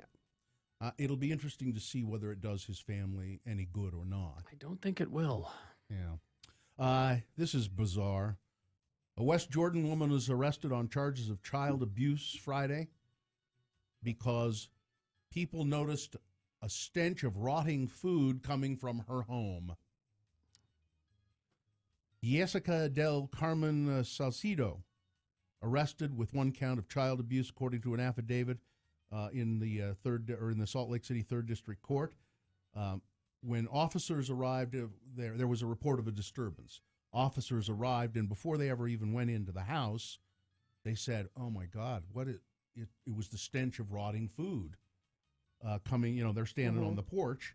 While calling out, a child was peeking his head out of a room and would not respond. Officers entered the home. They encountered deplorable, unsafe conditions inside the home. 2 children, ages 4 and 10, reportedly located in a filthy, cluttered bedroom that smelled of urine and stale food. And then after a short time, police located. So she wasn't at the home. She arrived at the home while the police were still there, and they arrested her. And the children are in protective custody. I think, you look at her mugshot. I think Dylan put it up at x96.com/live. No. You would say, just look at. There's clearly some mental issues here, But just can you imagine? Somebody's been trying to blow people up in Austin, Texas. Not trying to. They've blown people Oh, they up. did. One person has been Two killed. people. 2 people. Two. How many? It was 2. You're right. 2, but it has several package bombs, very crude ones, apparently, but they've been placed on porches, Gina? And it appears to be all linked together. It's probably one person but there's no, they don't know of any motive yet. It seems to be just random, putting boxes on people's porches. And they think it's a delivery, and they go out to pick it up, and it explodes. Yep. So if you were living in, you remember years ago when that happened here with the Mark Hoffman. Oh, yeah, White Salamander. And the bombings. People were afraid to go to their mailboxes. Yeah, and you think, because nobody knew what was going on at the time. You should probably quickly mention Rex Tillerson. Thank you. Rex Tillerson has been fired by Donald Trump. Rex Tillerson, the Secretary of State, for all his bureaucratic and political stumbles, Secretary of State Tillerson has at least been a steady voice of moderation, according to the New York Times, in the Trump administration. Well, Trump has fired him and put in place not a moderate, a real hawkish guy, Mike Pompeo. He is a West Point graduate, best known for savaging Hillary Clinton's response to the deadly attack in Benghazi, Libya, when he was Secretary of State. When she was Secretary of State, he's called for the Iran nuclear agreement to be ripped up. He has played down any talk of Russian interference in the 2010 election, and he has also suggested that regime change in North Korea would be a welcome development. So he's now going to be talking to North Korea, the Secretary of State. Great. And he's going to be perhaps talking to North Korea like, listen, you little twerp, sit down and shut up. Here's what's going to happen. This is not good. Yeah, I don't think so. And it would seem to me... The best people. Yeah. The best people. It would seem to me that it's also maybe a step toward getting rid of Robert Mueller's investigation into Russia. It's called management. I hire the best people. Yeah. Everybody wants to work here. Yep. No, not so much. All right, traffic, weather? Weather, yeah. You got 70 today. That's what you get. It'll be back down in the 40s by the weekend, but very warm today. Traffic, we've got a crash northbound I-15 at the ramp to go westbound I-80. Right lane is closed there. Crash northbound I-15 milepost 281. That's 6th East in Lehigh off to the right shoulder. Crash northbound I-15 milepost 261. This is 1400 north in Springville, the off-ramp there. Crash northbound I-15 milepost 299. This is the I-15 I-215 junction. The center lane closed there. And crash southbound I-15 milepost 328. This is just south of 200 north in Kaysville, Davis County, off to the right shoulder there. Wreck your ride. Trust Everest Collision to put your needs on top. Download the Everest Collision app and start your claim. They'll take it from there with locations in Salt Lake, Sandy, Tooele, and Ogden, or go to everestcollision.com. Here's Boehner candidate number 3. This may be the last racist Boehner candidate I ever do. I just have had it with this. And all this is a picture that someone sent me. Somebody named Christian said, this is a Boehner for sure. And I don't know if this was taken in Salt Lake. I think it might have been. I received word that it was, in fact, yes. Oh, you know a yes. little bit more well, about because you someone, it was a text from yesterday, said, this is what I found. And I said, well, get a picture of it and send it to Bill, because and they said that it was out in the west area somewhere. Okay. So this is a rusted out white van. And it's parked, and there is written on the side of it in sort of red paint, really crudely, "White men protect white people!" Exclamation point. "Help!" Exclamation point. "I need you!" Exclamation point. "Fight back immigrants and blacks!" Exclamation point. World War III with a flag with an X on it. I think that's supposed to be a flag. Probably. Yeah. And it's all done in this rusted out, cruddy old van. I don't know if it drives around. Maybe it's just parked there for people to see. You can see it at x96.com/live. Great. I give. Yeah. I give up. That's it. There's too much of this. There's too many of them. I can't. Now that doesn't mean I'm going to just stop. No, but it's just you could nominate 6 Boehner candidates a day.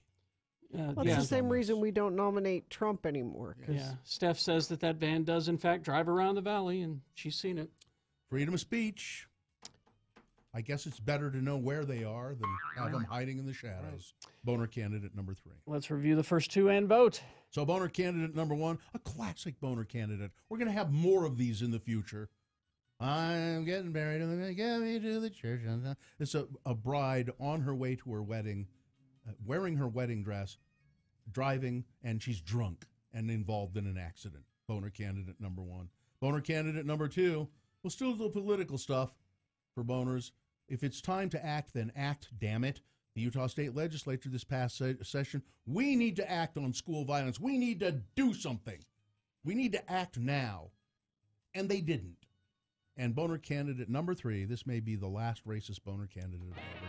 All right, this is round 1 of your Boehner voting.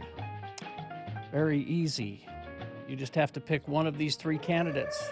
Which one is the worst? Which one deserves to go forward to Boehner fight and become Boehner of the day? It's not distracting at all. 1, 2, or 3. Put it in the message of a text. Text that to 33986. It's one way to vote. You can call 877-602-9696 and vote that way with your voice. Or go to x96.com, look for the box that says Tuesday, March 13, vote Boehner something. I don't know what it says, basically. It's there. They change it all the time. I have no idea. But you'll find it. And if you don't refresh, it should appear. You've got less than 300 seconds. Let's go. This is round 1.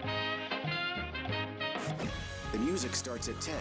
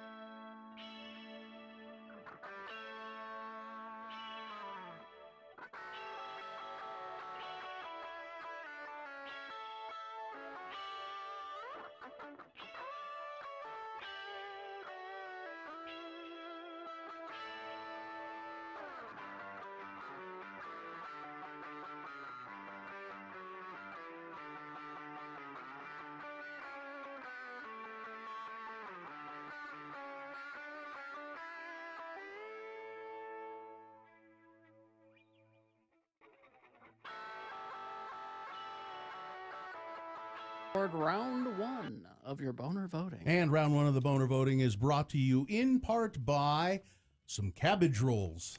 And when life feels like it's crashing down on you from above, Lifetime Roofing's here to offer you the peace of mind you need. In that home of yours, you and your family have your own personal fortress of reassurance. Their roofs at Lifetime Roofing are simply better than everyone else's, period. So we had boner candidate number one, get me to the church on time. Classic boner candidate, a drunk woman in her wedding dress driving to the church to get married, and she gets into an accident. Boner candidate number two, well, if it's time to act, then act, damn it.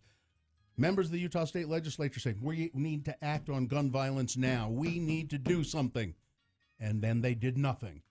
And boner candidate number three, this may be the last racist boner candidate I ever do, a picture of that van here in Salt Lake. Apparently it drives around town with all of these racist slogans written on the side of it.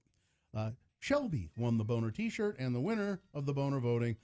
Congratulations, boner candidate number three, the last boner candidate, racist boner candidate we may ever do. All right, there you go. Gina? Yes, we have a giveaway quickly. Yes, we do. Kevin Hart. I've heard of him. He's a funny, short man. He's funnier than he is short, and he's really short. X96 welcomes Kevin Hart Irresponsible Tour to Vivint Smart Home Arena on Saturday, June 30th. Tickets are on sale now at Ticketmaster.com. More chances to win tickets at X96.com. And you could win right now by texting this keyword to 33986. The keyword is husbands, plural. Husbands. Husbands. Text that to 33986. All right. A Mormon mother with a cool gay son. Dicey opinions and sagely advised. It's Sister Dottie Dixon. We haven't seen Sister Dottie for a long while now. It's been a long while, yes. But, you know, you're more beautiful than ever. Why, thank you. I seem to bloom come March, April. You like You like St. Patrick's Day, I know. I do. I'm a Taurus. Remember that. yes. I'm a bull. Don't mess with me. I know. I'm a Taurus too, sister. Yes. So I knew That's why I told you that. So you always have something nice planned for St. Patrick's Day. Thank you. I do. And, you know, I am one of the foremost experts when it comes to holiday fabulous meals. Oh, I believe, yes, absolutely. You both know that, and meal planning. That's why I follow you on Facebook, Sister Dottie. For the recipes. Oh, Gina, you're going to be so happy this morning. St. Patty's Day is coming up, and your beef briskets are on sale at your Smith's, Macy's, and even Sprouts. Oh. I always say buy a couple and one to put in the freezer. Point cut or flat cut? I buy both. Okay. Donnie likes the point cut because he loves to cover. I gave him the whole damn thing and he covers it with sriracha. Ruins it completely. Yeah. But Don and I like the flat cut. Yeah. So you start with a brisket. This is really easy. You put your topping packet on it, and you do this in your crock pot. Right. And if you want some more, it's just pickling spice. So you can buy that at the grocery store. And you put a whole bottle of Guinness beer in the bottom. Put in your briskets, put on your spices. Now, the alcohol cooks away, of course. Oh, of course, it cooks away. It can make a nice sauce for after. And you walk away. That sounds delicious. Now, then do a lime jello set salad, lime for St. Patrick's. Now, I always say go fancy with St. Patrick's Day. It's a special holiday. I was Dottie O'Donovan before I was married, so we always throw in some cream cheese, some mandarin oranges, and for hell's sakes, can we just get past this stereotype of sliced carrots? No in carrots. Jell-O? No. Oh, no, I don't want to ever see them again. I know, it's icky, If I isn't it? see them at Relief Society, I sometimes just put it back in the fridge. Not even if I never made it. Okay, then candied carrots. Use those little baby candy carrots. You boil them. Put in a daub of butter, a quarter cup of brown sugar, some salt and pepper. The Irish are very basic. You know that. Yes. Yeah. Then I do a potatoes called cannon. Big baker potatoes, peeled. 1/2 cup buttermilk.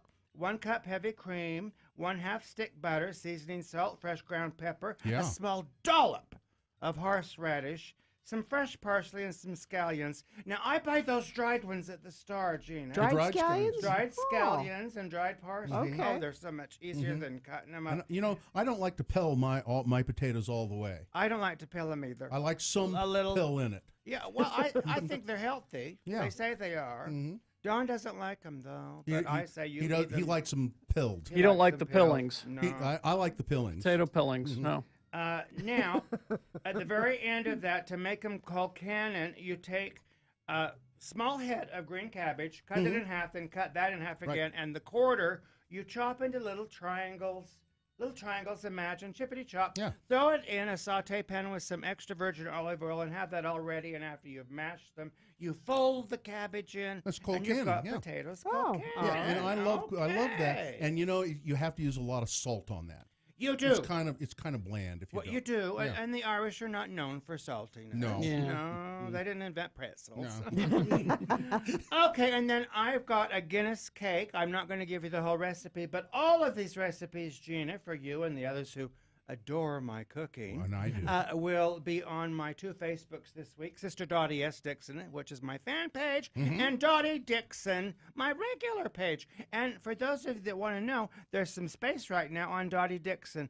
4 people dropped out this last week, and I was just waiting till I come on here to say, go grab them now. Okay, there's 4 spots. 4 4 spots. spots. They're hard to get. I know what the limit's like 5,000. 5,000. Yeah. It never goes below. It did this week. Yeah. I must have pissed off 4 people. Means you're doing something right, sister. Oh, I am. Yeah. So there's your holiday. It St. sounds Patrick's. lovely. Thank you. Decorate with some shamrocks. And Decorate with shamrocks. I always have a big shamrock that unfolds. It's one of those. Oh, yeah. The paper one. The paper one. Put him Yeah. in the middle of the table. Yeah. You can't see around him, so you can't talk to anybody. But he's cute as hell, little leprechaun. And you can buy a shamrock plant too, or Yes. that's I like those. Yeah, Those are lovely gifts. and they always die, but that's Well, but for a week or two, they make someone's lovely. life happier. yeah. Well, sister, now I understand you're going to stay around for a little bit here. I'm going to stick around and talk to Nick and Dylan for a bit. Well, and then I'll be back at 8 o'clock. All right. Is that good? Yeah. Gina? Yes. Okay. I love having you. Let's Thank you. All right. I'll be back. I'm going to have a Diet Coke. No, Okay. maybe a Diet Dr. Pepper. I don't know. It's time for Mr. Traffic Lady to tell us what's going on. I can do that. Crash at the intersection of northbound 7th East and 33rd South. The northbound and eastbound lanes are being affected. Expect delays heading north on 7th East towards Salt Lake. Let's see, crash on both ramps to go westbound 80 to the airport. So if you're on northbound I-15 or on westbound 5th South going to the airport, those lanes are being blocked, the HOV lanes there. So give yourself some extra time if you're on your way to the airport. That's traffic. All right, thank you very much. We'll be back with more Sister Dottie. I think she's gonna take those two kids to school is what's gonna happen. She's going to go and lecture them. Yep. Yeah. All right. Carrie and I both have been to Hoops Vision. Had laser eye surgery there, and it's just such a simple, easy procedure. Nothing to it. And to all of you who have been waiting and waiting, I just have to look you right in your eyes and say, what are you waiting for exactly? Get rid of your glasses. Get rid of it. Have it happen. Yeah. You'll be glad you did, and you'll be sad that you waited so long. Dr. Hoops has hired. So he's a very experienced LASIK surgeon himself, but he's hired experienced surgeons, and they know the latest technology. Hoops Vision is a world-class leader in vision correction. So call 877-30-LASIK for a free VIP consultation, or visit online hoopsvision, HOOPESvision.com. Ask about their 24 months zero-interest plan and their See Clearly guarantee. Hoops Vision, 877-305-2745, hoopsvision.com. Every Monday, a new free Not Safe for Work episodes lands in your ear holes. Get it wherever you get podcasts from, but if that ain't good enough, go to Geek.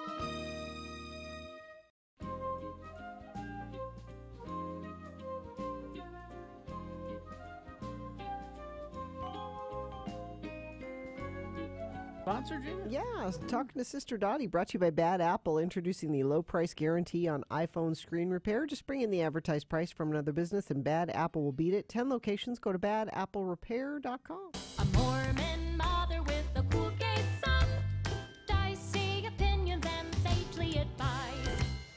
Sister Dottie S. Dixon, she threatened to come back at 8 o'clock, and now she's here again. Voila! She made good on her threat. Yeah. It's always lovely to have you here. Thank you. Now, so what...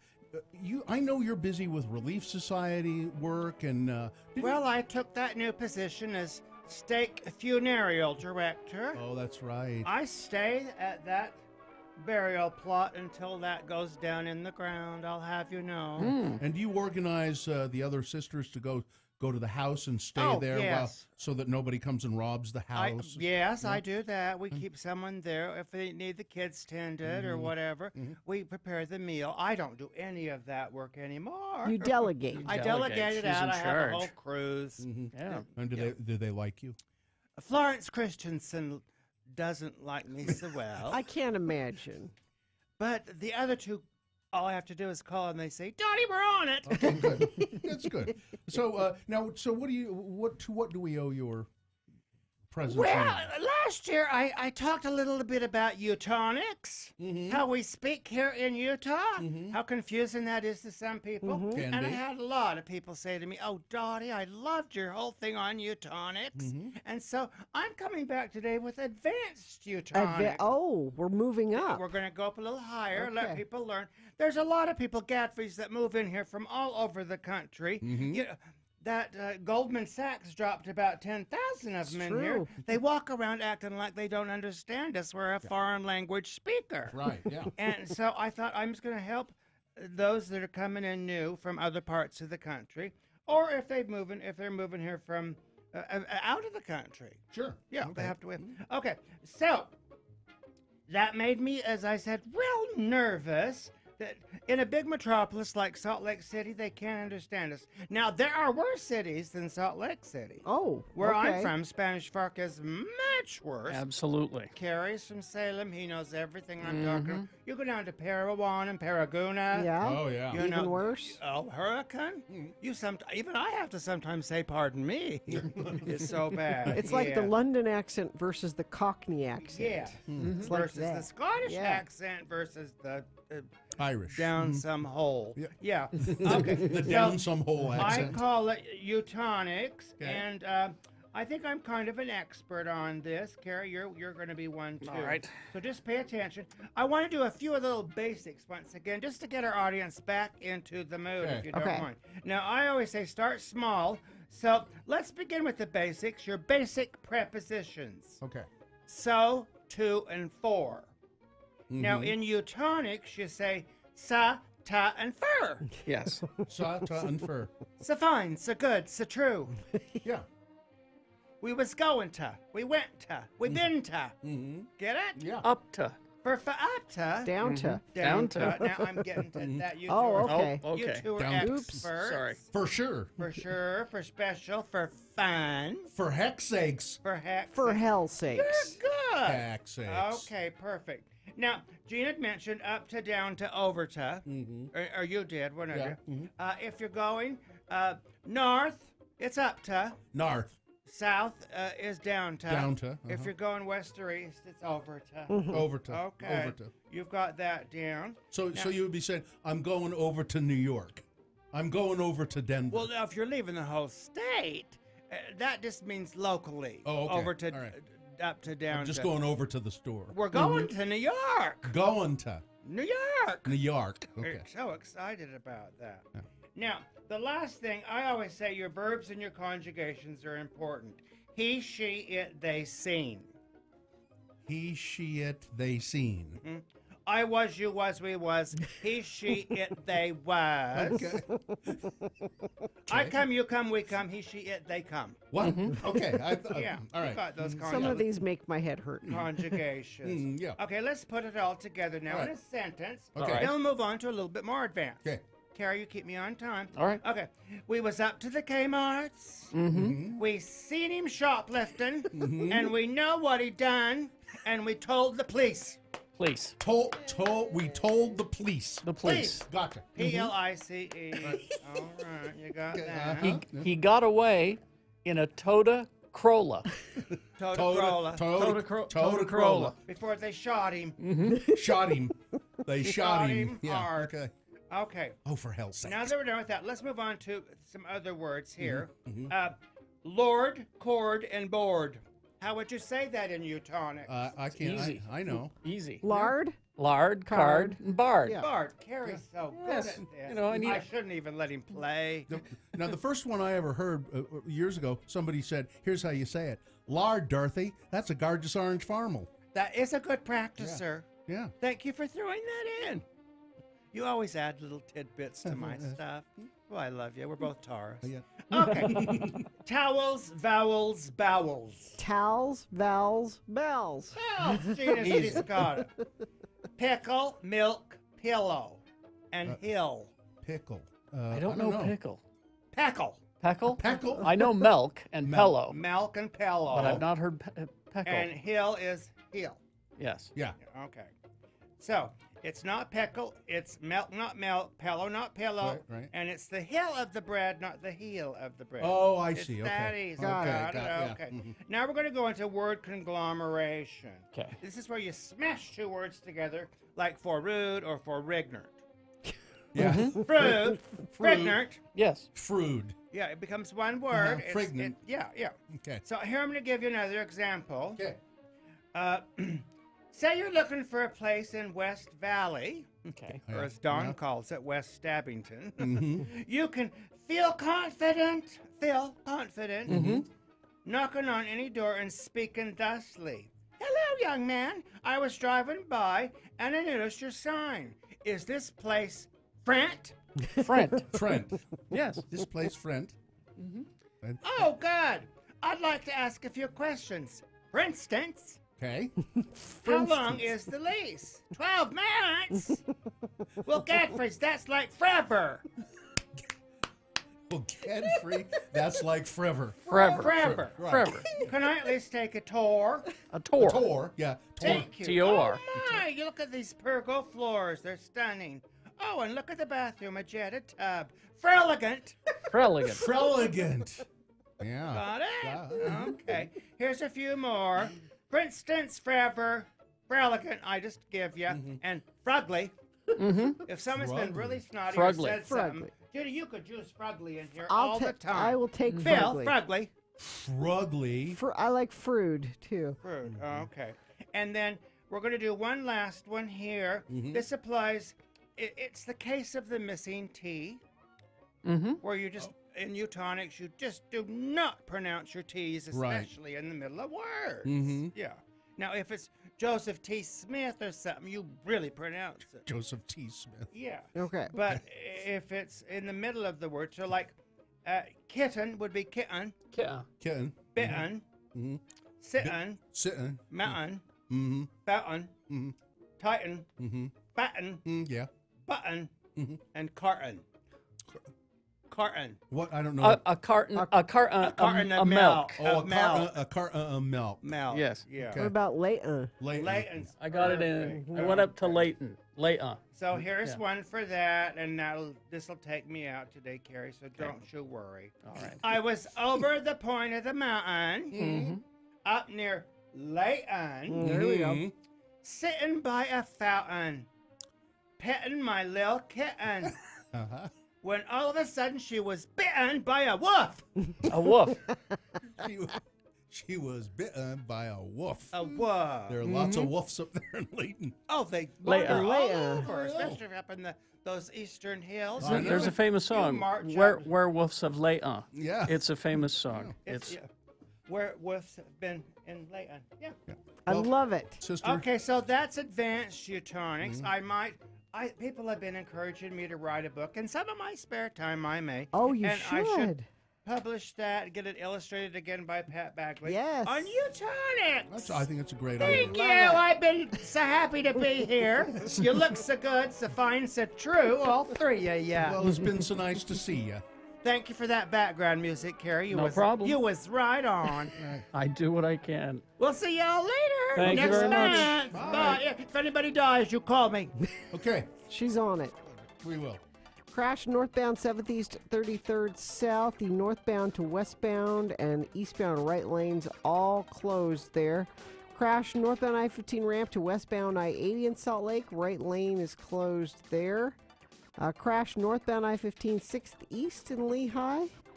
And crash northbound I-15 at the I-15 I-215 junction in Salt Lake. Just really slow going northbound I-15 all the way from Point of the Mountain up into Murray. Just a few different incidents in there causing major slowage through that area. That's traffic. All right, Boehner's round 2 coming up. Here are your candidates. Boehner candidate number 1. Best part of science class? Feeding the turtle. Oh, yeah. Boehner candidate number 2.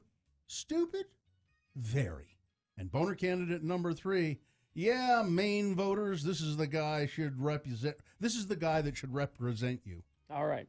All three of those for round 2 coming up, along with Big Boy News and Opinioendo right after these. First, got to tell you about Hangar 15 bicycles. You know, I love my bicycles, and Hangar 15 is a place you want to go for great bicycles during their Ride into Spring sale. It's happening in South Jordan, and this is a great sale. You can save a lot of money on bicycles at Hangar 15. Get the specialized stump jumper FSR comp. That's the comp model for only $19.95. That saves you $800. You can shop at Hangar 15 this weekend. Save up to 30% on closeout models from Specialized, Trek, and Scott, plus accessories on sale throughout the store. Save up to 70% on apparel at Hangar 15. So where is it? Well, it's in South Jordan. They have locations in Mill Creek, Provo as well, and Draper. It's 114 South Redwood Road in South Jordan. Hangar, the number 15, bicycles.com. X96 is your home for non-stop music. We give you a one...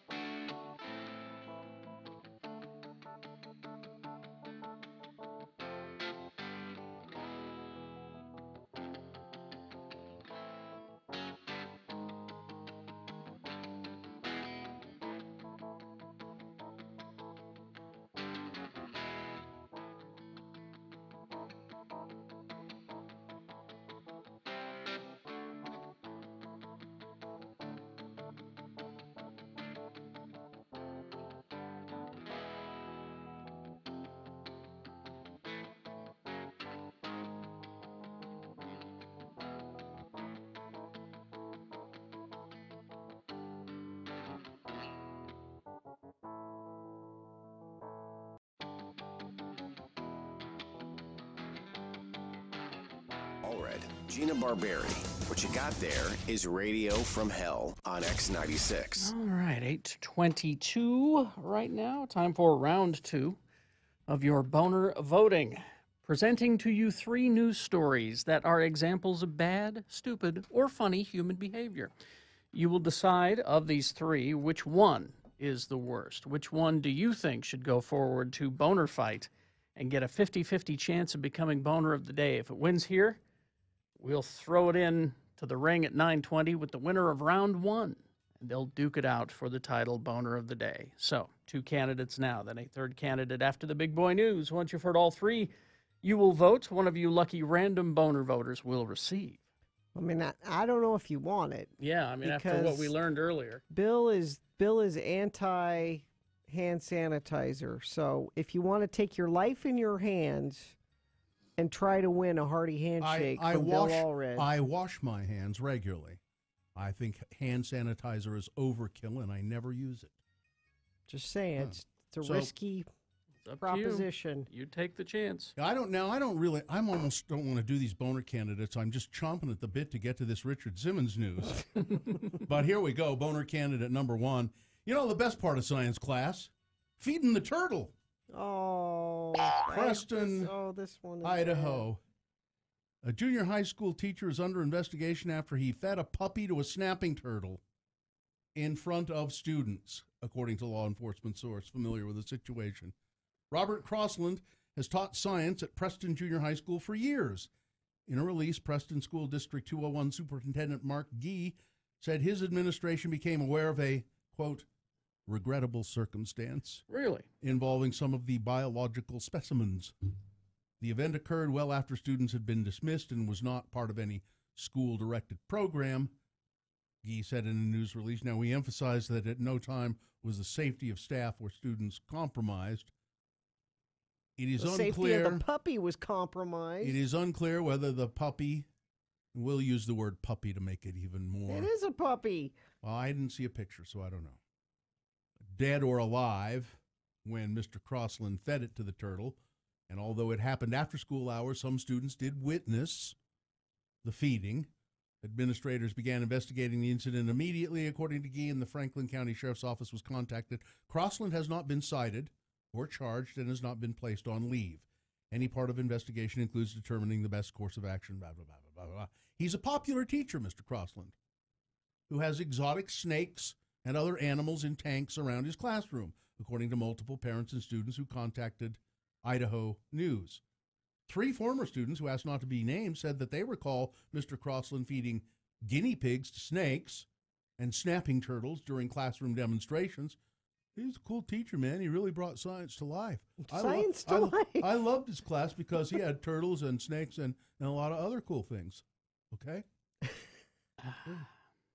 So, snapping turtles are pretty big, and they're really vicious. Mm-hmm. And it is not beyond ken to think that it does need to be fed. And now, a live puppy is a little much. It's kind of beyond the pale. I don't know what else to say about that other than best part of science class, feeding the turtle. Boehner candidate number 1. I was waiting to hear the circumstances. Yeah. And I didn't get any. I didn't get any sounds like specifics. He thinks it'd be cool. Because I didn't read the story because the headline repulsed me. Yeah. And so I thought maybe you would be able to bring some details and reasons why, but there's nothing in that story, really. It's simple. The reasons are that he has the turtle as in class, and it needs to be fed. Yes. And puppy was the only thing around? Well, that I don't know. I suspect there are places that you can buy, as you can buy feeder hamsters and feeder mice. This says snapping turtles eat plants. That's what was my next question. Fish, yeah. Snakes, insects. They eat anything. But the point is, that turtle didn't need a puppy. You give him a head of lettuce, he'd be fine. Sure. So don't. Why do you think it's a Boehner candidate? Okay. He didn't need to eat a puppy. He needed to eat. Yes. Head of lettuce. And I Mr. agree. Crossland, He needs to eat. Mr. Crossland happened to have a puppy. And Mr. Crossland had a puppy. Right. And that's where the problem is, And Mr. Crossland. Well, that's why I nominated it for a Boehner candidate. Time for Mr. Crossland to go away. Let's feed him to an alligator. Here's Boehner candidate number 2. Stupid? Very. 3 high school students in Lawton, Michigan. And they put all of this on video. Charges could be brought against them after police say they took turns shooting each other while wearing a bulletproof vest. Ah, good.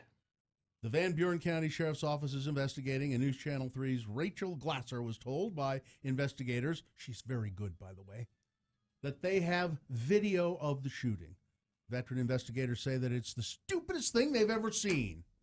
And the teens who got shot wearing an old bulletproof vest are incredibly lucky. Todd Dossikal said, "My son's friend put it on, and then he wanted my son to shoot him.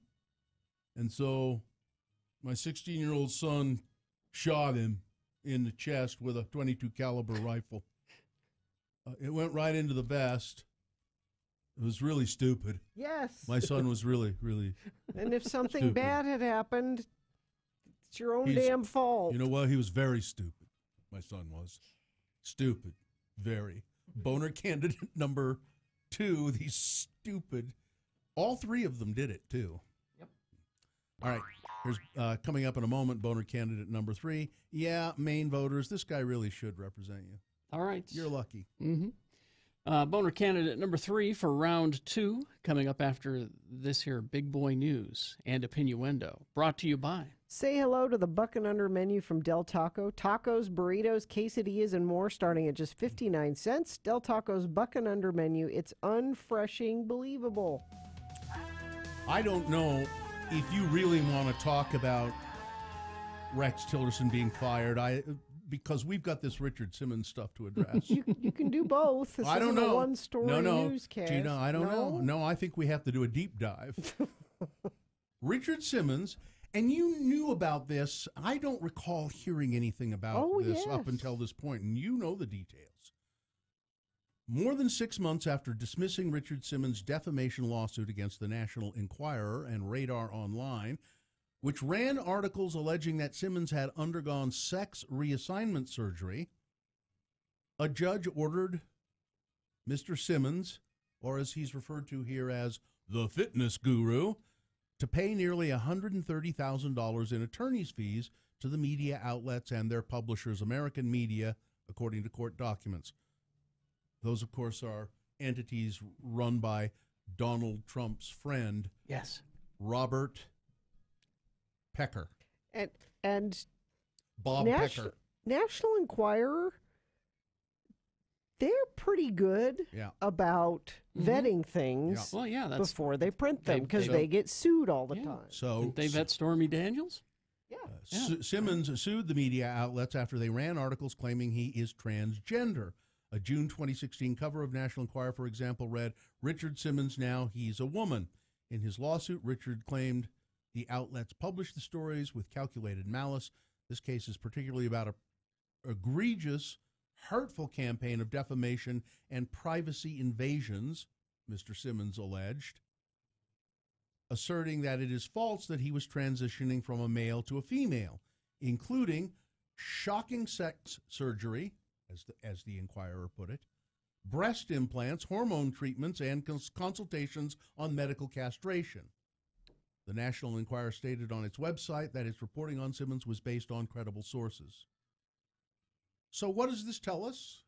If the lawsuit was dismissed and Richard Simmons has been ordered to pay attorney's fees. Well, tells me Richard's a woman, which is fine. Yeah. Embrace it, Rich. Now, his privacy, I think, is at issue here. Well, but apparently there's nothing illegal going on. It's nasty that the Enquirer would do this. If this is a private thing that he doesn't necessarily want people to know about, I feel bad for him because of that. But well, I feel bad for him in general. He's disappeared from public view, and obviously he's having issues of some kind, whether it's transitioning into a woman or some other issues, health issues. But it seems like it is transitioning into being a woman, doesn't it? Which is fine. It's fine. Richard, we live in a time when this is okay. When people are fine with it. Come on, Richard. You can do deal a meal as a woman. You're beloved.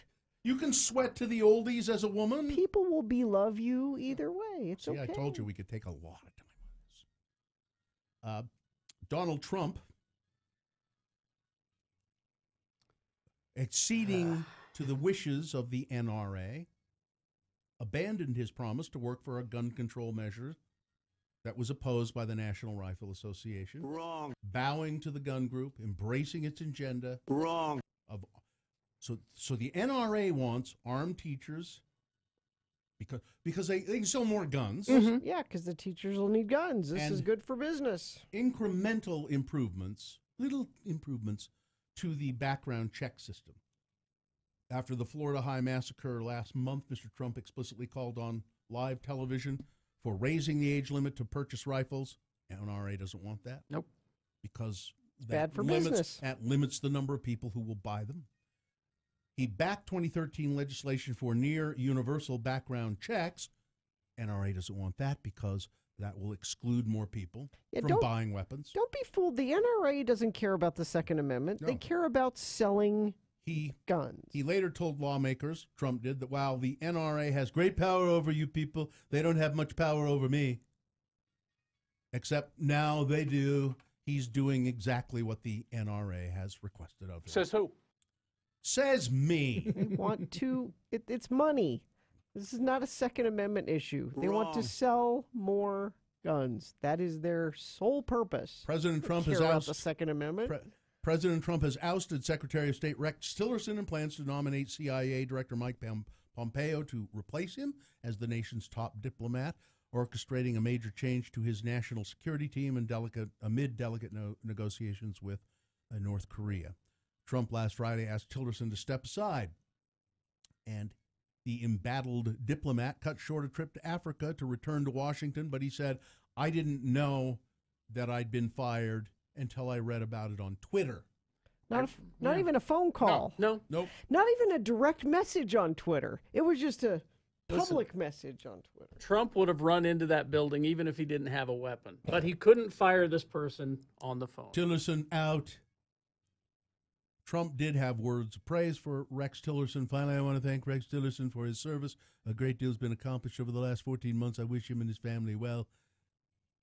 I hope he didn't leave any furniture here or any of his clothes. We've changed the locks. Get all of that stuff out of here. I need Pompeo. This might be the first step also to firing Robert Mueller. We'll see. Working our way there. Sharon Stone says James Franco's okay. He's okay? He's okay. All right. Is she babysitting him She's this week? defending him. Okay. I thought maybe he was staying at her place. She's defending him. James is fine. Well, he might be.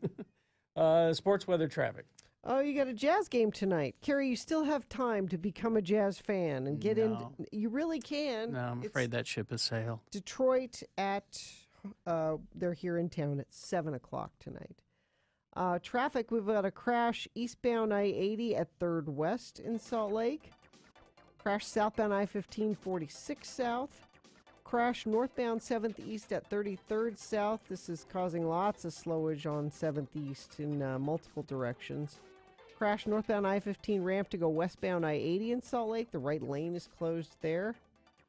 Crash northbound I-15 at 6th East in Lehigh, off to the right shoulder, and just very slow all the way from Point of the Mountain going northbound I-15 up into the Murray area. That's traffic. Here's Boehner, candidate number 3. Yeah, Maine voters, this is the guy who should represent you. Lewiston, Maine. Oh, by the way, the governor of Maine, his name is escaping me right this second, but he's just a LePage? Yeah, Paul LePage. LePage, yeah. Paul LePage. He's an awful guy. Mm-hmm. And he's just offered a job to the White House aide that was kicked out because he beat up his wives. Yeah. Porter. Yeah. Said he has a position welcome for him. Yeah. Well, that's the kind of person you make a position Paul LePage says, for. we make need people. room. We need people like Rob Porter. Wife Now- beaters? You need a wife. All right. Now, Maine voters, a Republican Maine House candidate who is running unopposed, so will be in the Maine House, has used Twitter to attack two students who survived the shooting at a Florida high school. He called one of them a skinhead lesbian. And the other a bald-faced liar. His name is Leslie Gibson. Oh, Leslie. He is the only... Oh, look, there's a picture of him at x96.com/live. That's why he's angry. His name's Leslie. Leslie Gibson is the only declared candidate for, every time you make comments like that, you hurt Carrie's feelings. He's talking about, I didn't say Carrie. His name's Leslie. Well, Carrie's got a girl name That's and not has to what I was suffer with saying. that. That's exactly what you were saying. I wouldn't allow Leslie in the Guys with Girls Names Club. He's not allowed. Carrie, I'm you in there really- with Lee and Shannon. And You really should have Yeah. that club and become a president of it. and Yes. The Guys with Girls Names Club. I like it. The embrace of it. we'll let my cousin Leslie in. You but have a not, cousin But Leslie. not this Leslie. No. Well, he's a douche. He's the only declared candidate for the 57th district, and he told the Sun Journal that it was not appropriate to single out the Parkland students, but he says he stands firm. So he said he's backing off a little bit. I shouldn't have singled them out, but he stands firm in his defense of my constitutional right. Listen, I served in the military, he said, and I will uphold the Constitution of the United States. A Democratic organizer in Green, Maine says, that sort of stupidity really turns people off. Yes. And saying that you served in the military, you served in the military to protect those kids' freedom of speech as well. Yeah. So Boehner candidate number 3. Yeah, Maine voters, this guy should really be representing you. all right, let's review the first two and vote. Boehner candidate number 1 was, the best part of science class? Feeding the turtle. Up in Idaho, Preston, science teacher there, Mr. Crossland, feeding a puppy to a turtle in front of students. An investigation is underway. We need to know what kind of puppy. We need to know whether it was alive or dead. Mm-hmm. I mean, that would make a small difference, wouldn't it? I wonder if I think there might be a place that you can buy No, there isn't. feeder. No. Puppies? No. Just because you can doesn't mean you should. Doesn't mean you should. No, I agree, but I think there might be some place you can do that. Boehner candidate number 2, stupid, very. 3 high school students in Michigan captured on video shooting each other while wearing a bulletproof vest. None of them were killed, but I don't know how that happened. And Boehner candidate number 3, Maine voters, this guy should really represent you. All right, time to decide. This is round 2. You've got to pick a candidate that can go up against the winner of round 1. We're going to have Boehner fight and decide who Boehner of the day is at 9:20. So you've got to pick of these 3 candidates, which one stands a chance. 1, 2, or 3. Which one is the worst of these 3? Put the number of the candidate in the message of a text, and then text that to 33986. Easy. You can call 877-602-9696. Use your voice. Or go to x96.com and look for the box. This is Boehner voting March 13 and vote there. There you go. You've got less than 300 seconds. This is round 2. Boehners. X96.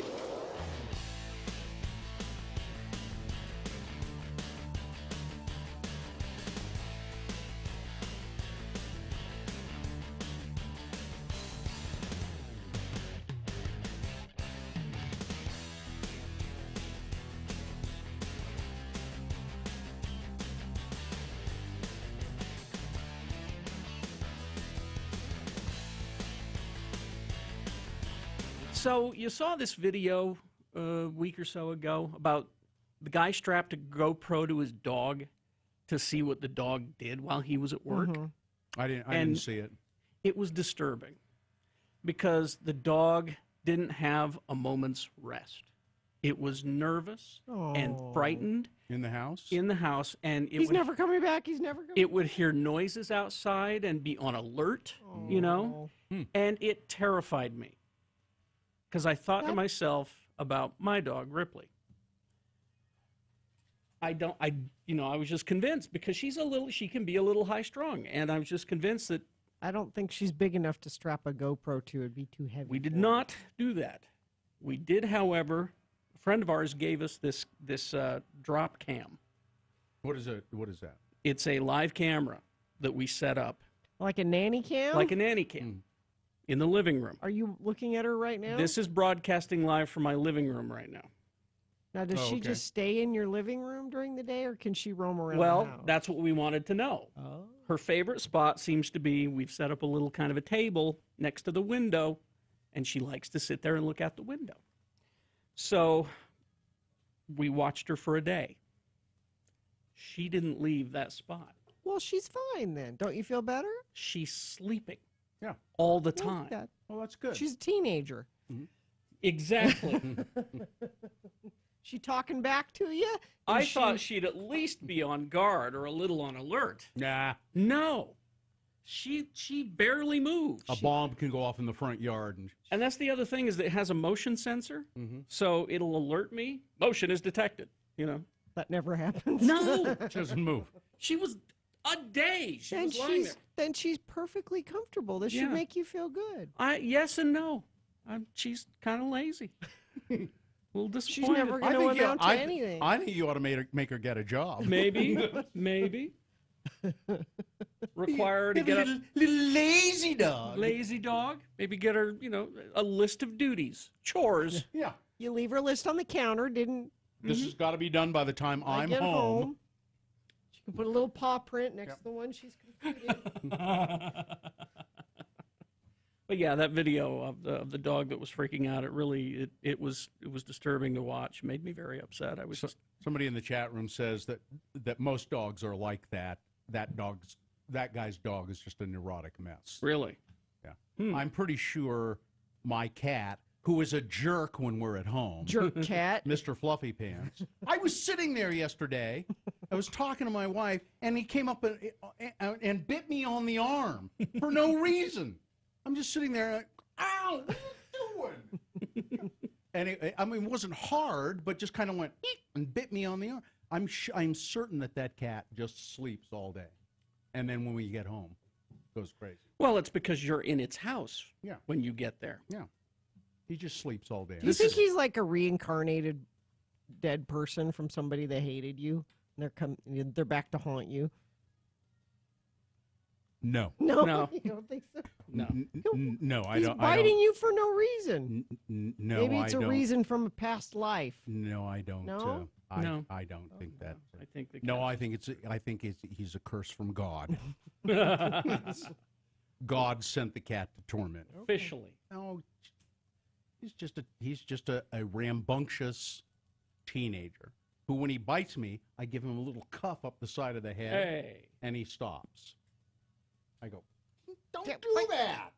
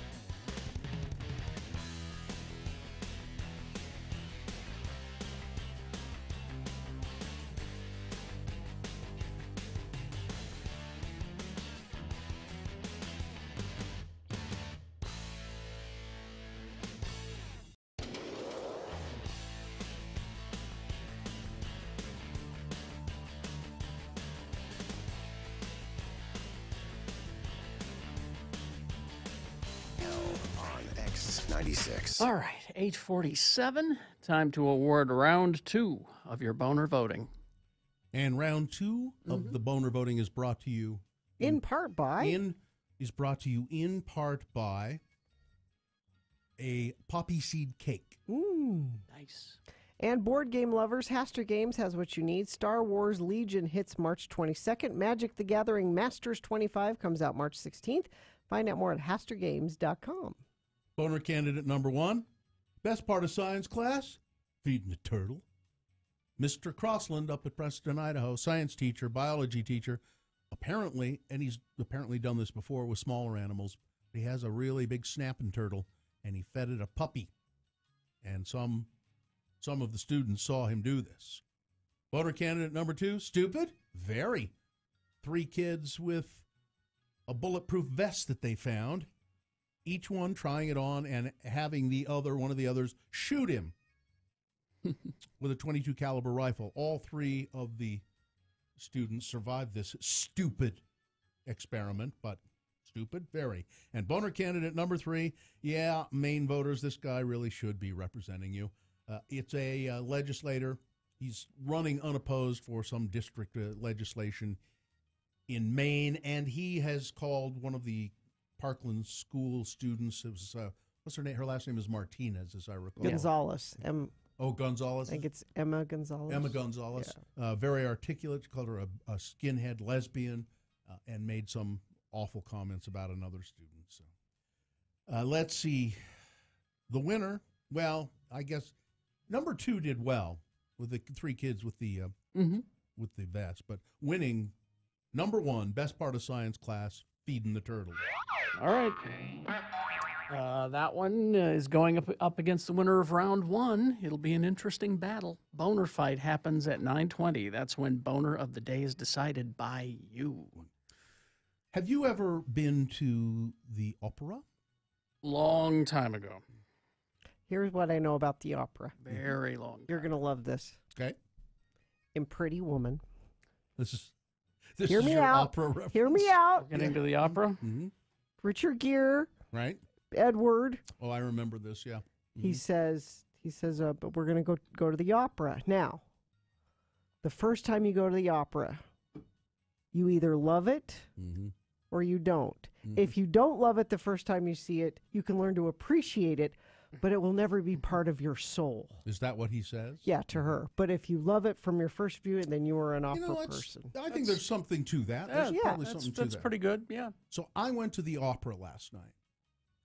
And the reason I went was because my son, little Bill, who is now not little at all, he's a gigantic man, 6'3" or 4 when he's not slumping over as he usually is in the opera. He's what they call a supernumerary. That means he's there. He doesn't sing. He does dance a little bit, which I thought was quite amusing to see. He dances a little bit in a crowd scene. But he's mainly there to move scenery and props around on stage. Baggage that needs to, there are scenes where there are a bunch of suitcases and things, and that needs to be moved at some point during the opera, which, by the way, was Pagliacci. Mm-hmm. Pagliacci? Pagliacci, as I heard them say in the early advertisements on KSL. Pagliacci. So that's the reason I went to the opera, solely to see him in the opera. Now, is he dressed like all in black, or is he in a costume? No, he's a costume. He's okay. So he's part of the scenery. Yeah, so a supernumerary is also part of the crowd. And there are crowds in Pagliacci. It's the story of a commedia dell'arte troupe, a troupe of clowns that go to perform in a village, and there's trouble. Mm-hmm. So the main clown is the star. He's the star, and his wife is kind of messing around with another guy, is in love with another guy, and there's a bitter member of the troupe that stirs up crap between Canio is his name. His name is not Pagliacci. Pagliacci is the character he plays in the show, and so Tranio, whatever that guy's name is. He likes the woman too. Everybody wants a piece of this woman because she's such a beauty. Okay. Canio's wife, but she rejects him So, and she's in love with some younger, froofy guy. And so, Aren't they always? Yeah. And so Tranio, anyway, he starts stirring stuff up between and it's like Othello. Yeah.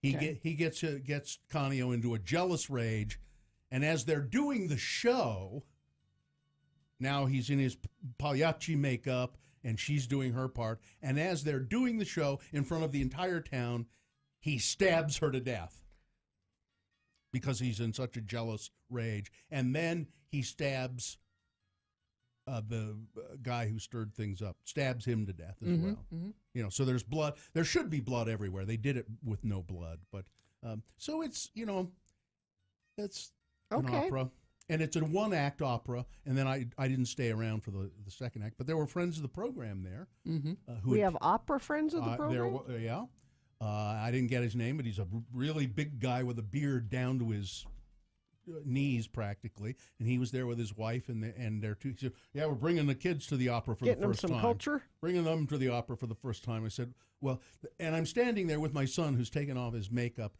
and I said, "Well, I'm here because my son here was in the show," and one of the kids went, "Wait a minute, are you Pagliacci?" That they had just seen. He said, "No, I'm not. I'm not Pagliacci." Most people think that guy's name is Pagliacci. No, his name is Canio. It's very confusing. Well, who the hell's Pagliacci then? It's all in Italian anyway. I don't know how you follow it. At the Utah Opera, they have what they call super titles. So up above the stage, they show. You follow the story. Yeah, and it's not complete dialogue, but it kind of gives you little sentences and paragraphs about what's going on. Yeah, see, that was when I saw the opera. Those were reasonably new. Yeah, and I was dating an art history major. She's like, you should give it a try. It's subtitled now. And I'm like, okay, let's see. I don't even remember what the opera was, but I'm just like, yeah, this is I did the Richard Gere thing. Yeah. It's not for me. But you can appreciate it. I get it. So yeah, it's the same. So I've been to the opera before. With the other one I went to, it was so awful. I didn't remember anything about it. I don't remember anything about it. I hated it. This one, I'm just not an opera guy. Now they did a good job. You get it? Yeah. I get it. I get why it's, and I like some of the music. Like, this is beautiful.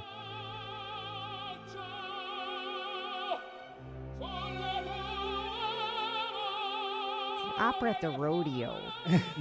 This is the the Beethoven's Fifth of opera. You know, it's the so I mean it's a hit. Yeah, it's a hit. It is, and it's beautiful, and it's hard to sing, and it's great. And the story was kind of interesting. I thought it was, and they staged it really well. But this is the I can't get no satisfaction of opera. But he calls her a whore. Well, no wonder she was not. She is kind of. No wonder she left him. Yeah.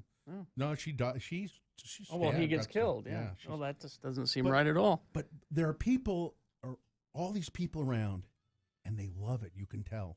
They just love it. It's a passion for people, and it's something I just don't get. No, not that. I like parts of it, but I was sort of falling asleep. Yeah. Hi, I'm throwing an opera, and I need the classiest tables you have. What's a pillar go for, like a 10-foot pillar? Expiration, 0821. You know, I want opera, like, high notes, low notes, middle notes. Hey, the notes that can break a glass when you're holding it? I'm putting on an opera at a rodeo. Can you believe it?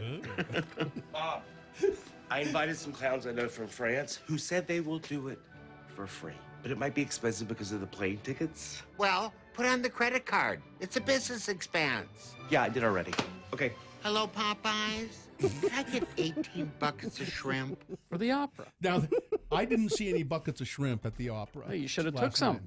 But don't let you bring in food? No. No.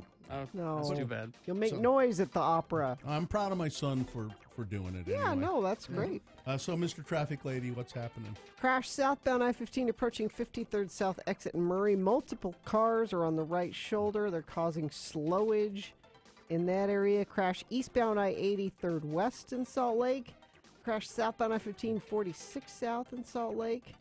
Crash northbound 7th East, 33rd South. It's affecting several lanes of traffic there. And we're still very, very slow. Northbound I-15 from Draper all the way up into Murray. That's traffic brought to you by Get Unlimited 1.5% cash back plus a $100 bonus with Power Cashback credit card from Security Service Federal Credit Union.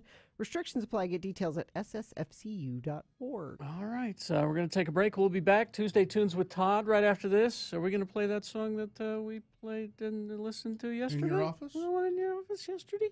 We no. listened to it? No. Oh, you got a different one? I've got one that's better. Better? Well, I really like Because that was pretty damn good. All right. All right. Well, it's your feature. We have to trust Todd with Tuesday All Tunes right. with Todd. So. Okay. Yeah, we'll have that for you after these. Excel Automotive Repair. There are mechanics. Steve and Richard, really good mechanics and just damn nice guys. And, you know, Steve, he knows more about this Radio from Hell show than I do. He supplied us our X-Pole music. He's the one who said, I think you could use this for the X-Pole. And I went, you're right, Steve. This is perfect. And they know cars. And they know cars. Yeah. They're on the corner of 33rd South and 3rd East. They're set back just a little bit, but just look for this. There's a sign there, Excel Automotive Repair. They have a small parking lot. I like to take my car in there for service, and then I go over to the movie theater, the Century 16, and then they text me when my car's done. I like being in the waiting room because there's almost always a friend of the program there that's interesting to chat with. So it's they can fix any kind of car, and they will do it honestly and for the least money possible. They will not try to jack you up and do things that you don't need. So it's Excel Automotive Repair. They're on the corner of 33rd South, 3rd East. They do have a website. It's Excel, E-X-C-E-L, automotiverepair.com. On this episode of the Let's Go Eat Show, we're talking about forensics, CSI stuff. We're talking to forensic nurses who deal with sexual assault cases. Sounds pretty heavy, doesn't it? Well, it is at times, and at times it's not so heavy. Download the Let's Go Eat Show from iTunes or Google or the letsgoeatshow.com. This is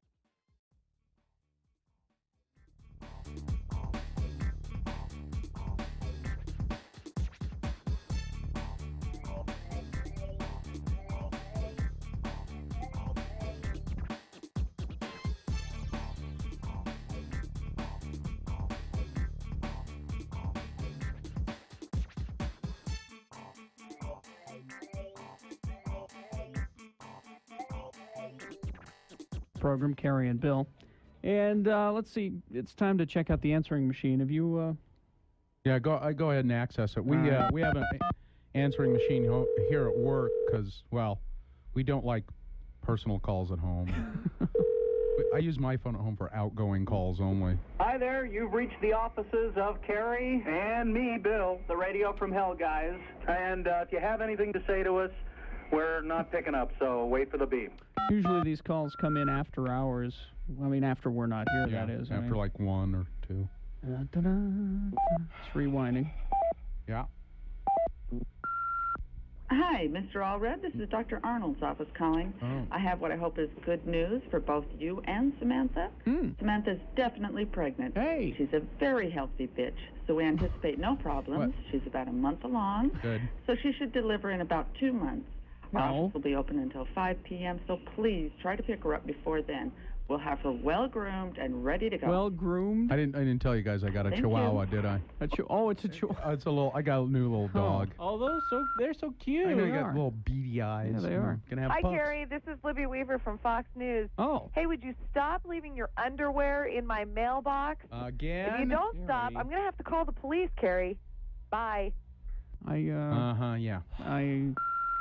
Yes, this is the in vitro fertilization clinic at the University of Utah calling for Ralph Allred. Mr. Allred, we have the sperm sample you left with us yesterday, and, well, I'm not sure what to say here. The sample you left with us, it's not human. Please Bill, return our call. Bill, you're supposed to... Oh, I didn't understand. Leave yours. Not... Never mind. Hi, Carrie. This is Shauna Parsons from Fox News. Listen, you've got to stop leaving your underwear in my mailbox. This is getting absolutely turn this ridiculous. off? I have There we called go. the Salt Lake Police, Could we and there is a restraining order against you, so wise up. Can we turn Bye. this off, please? Way to go, Carrie. None of any... Add it Bill? It's Chunga. What? I got my big toe caught Oh, in the no. water spout of the tub again, and I can't get it out. Again? I've been here for about 2 hours, and I'm lonely, and the water's too cold. Bill, I ran out of beer, and I'm down to my last cigar. This happens to Now, you. I know you said that last time this happened, you wouldn't help me again, but everybody else has said that too. That's right. Can you come over? No. Please? No. Well, I see. Make sure you bring some soap, okay? Well, I see you got out okay. Well, I mean, finally. Again, you did this. Mike Summers came and got me out. Well, how nice of him to do. He brought some soap and. How nice. Your little sponge bag. Yeah. All right. Carrie, Al Bain from K-Bear calling. Oh, Al Bain. Look, do me a favor. Quit leaving your underwear in my mailbox. we And I turn- know they're yours because I don't know anybody else that wears Ren and Stimpy and Simpsons underwear. We So I turn know this they're off? yours. Wouldn't mind as much if they weren't soiled. But quit leaving them there or I'm going to have to call the authorities. See ya. So the little problem is back, eh? I was wondering what that was in my mailbox, Carrie. Way to go. You're sick. Nightfall.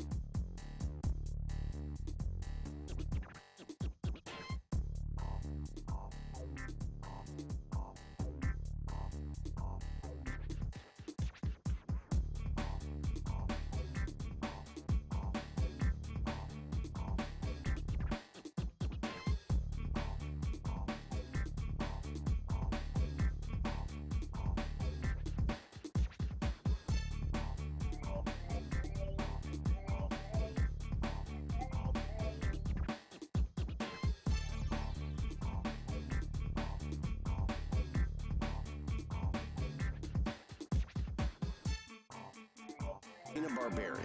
What you got there is Radio from Hell on X96. All right. Is this sponsored, Gina? Yes, get your car ready for the new year at Big O Tires. Big O Tires offers financing tailored to you, including no credit check financing. Stop in now, buy 3 tires, get the 4th free on select sets. Big O Tires, the team you trust. Oh, hi, Todd. Tuesday turns with Todd on X96. Radio from Hell. Todd Newcomb is here to present a song for us. It's Tuesday, and he's got a tune. Indeed. And now, normally, what I will play on this feature, I'll usually find songs that we've been playing a little bit in the afternoon and that Corey's been playing. This one I found yesterday and fell in love with it instantly. Really? And then I listened to a bunch of the other stuff that the artist had put out and loved that too. So somebody who's been around a little while? Brand fairly new. Like I think there's just like an EP, like 4 or 5 songs that are out. But I thought I would play it. I threw it on yesterday out of pure excitement on my show. So this will be the second time we've ever played it. What's the artist's name? The artist is Youngblood, spelled Youngblud. Well, that's wrong. I know. Well, somebody spelled it wrong in here then. Are they are they from another country or planet?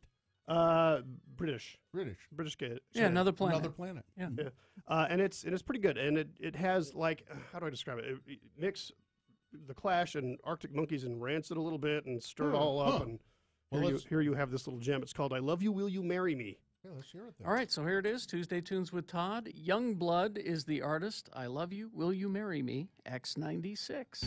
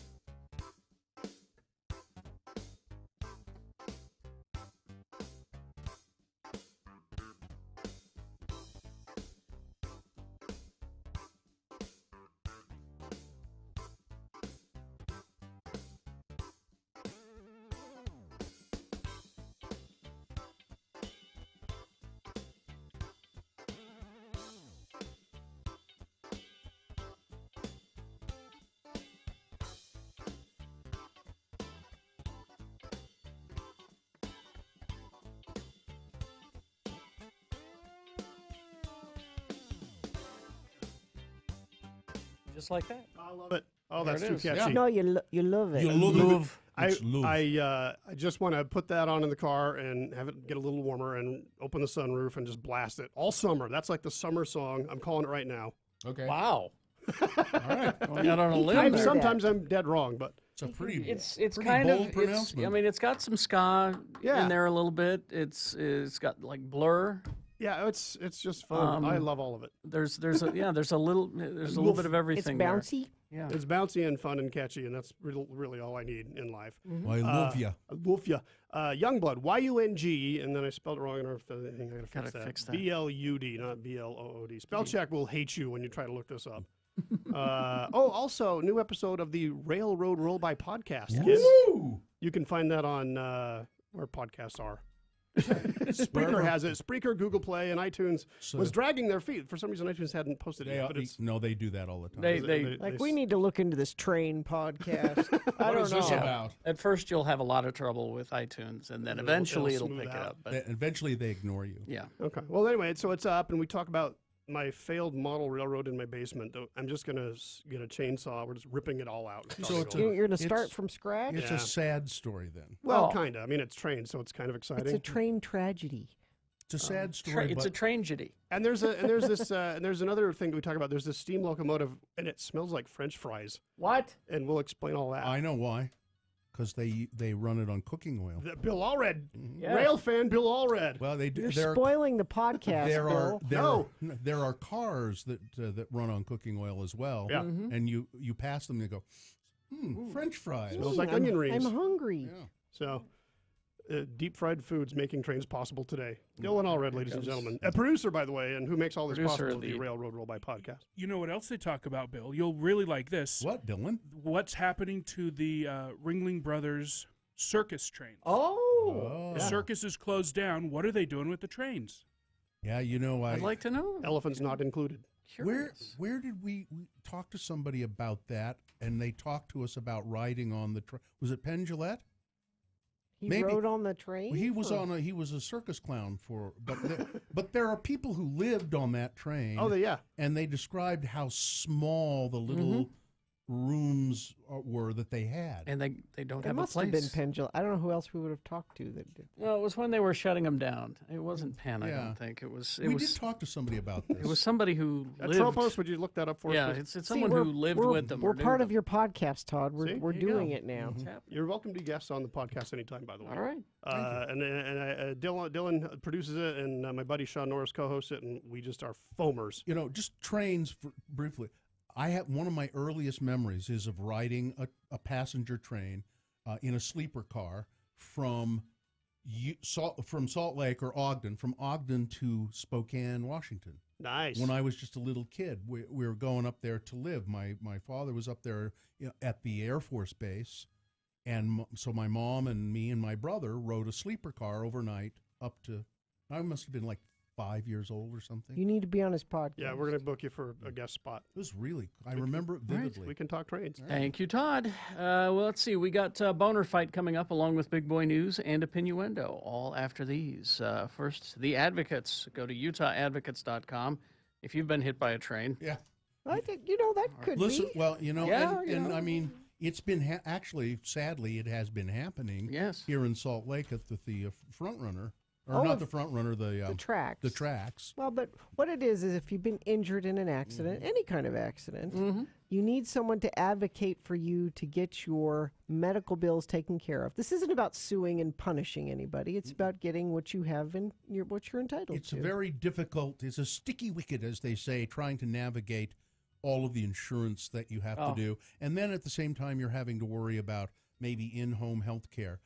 Where to get a car to use because your car is messed up. Getting a quote from the car repair place. Finding the right doctor. Exactly. All of that. They can help you because that's what they do. The Advocates will take over all of that for you if they take your case. They won't charge you any money unless they get you a settlement, and then they'll take part of that. So call the Advocates if you've been hurt in an accident and you don't know where to turn.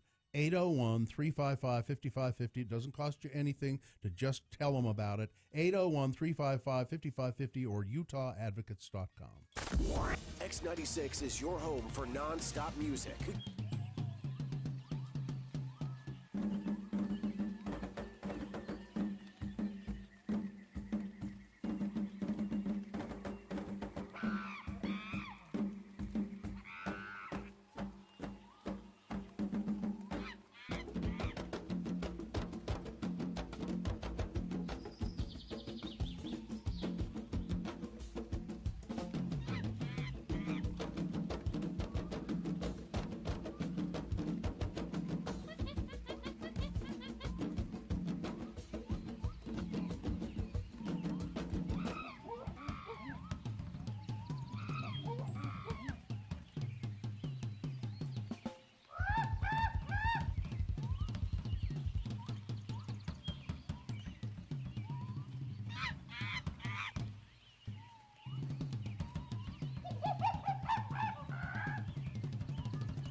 I was so nervous to talk about it, Robin. I mean, they're so secretive, those two. Oh, I know, Howard. The only reason he knew, the only reason I knew was because I'd been asked to. They asked me to make a speech. They did what? Yeah, Howard? they asked me to make a speech, Robin. Oh. Evidently, I'm in demand. I mean, I'm very friendly with Justin, you know. I mean, I like him very much. I like him. Well, I knew that you had his phone number. Well, I really like him. I even said in my speech to them that if one of my daughters brought home a guy like Justin, I'd be pretty pleased. I mean, except for the SE tattoos. He's got some hugging weird ones, but except for the fact that I gave him a journal to draw in, and he draws pictures of dead zombie babies with blood dripping out of their head on almost every page. I said those two things might disturb me, but aside from that, Robin. You said all these things at the wedding? No, I didn't say those in the speech.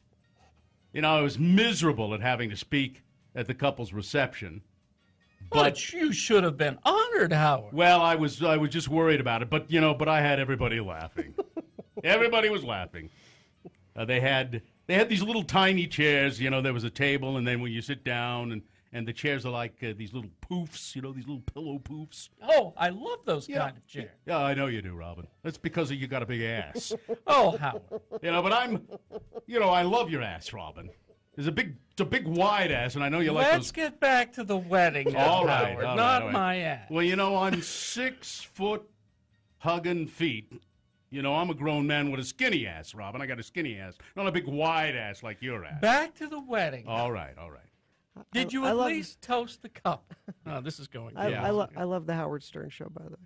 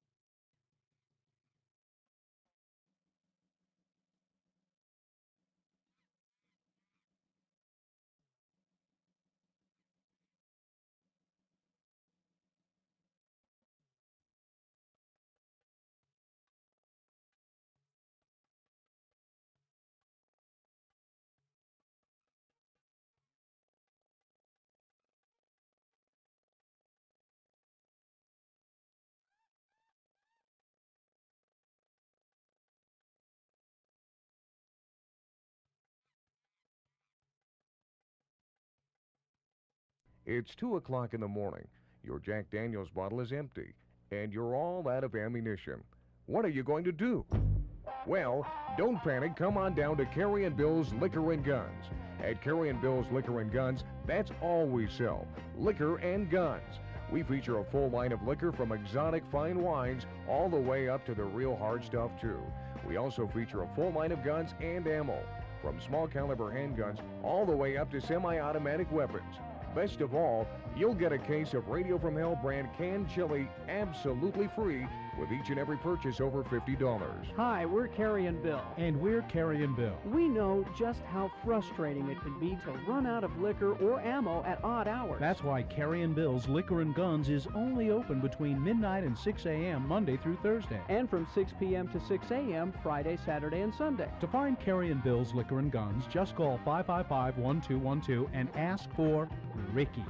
He'll arrange to meet you. Then, after a brief shakedown and blindfolding, Ricky will lead you directly to Carrie and Bill's Liquor and Guns. Helping you continue the fine old Utah tradition of getting drunk and shooting up the place, it's Carrie and Bill's Liquor and Guns for all your liquor and gun needs.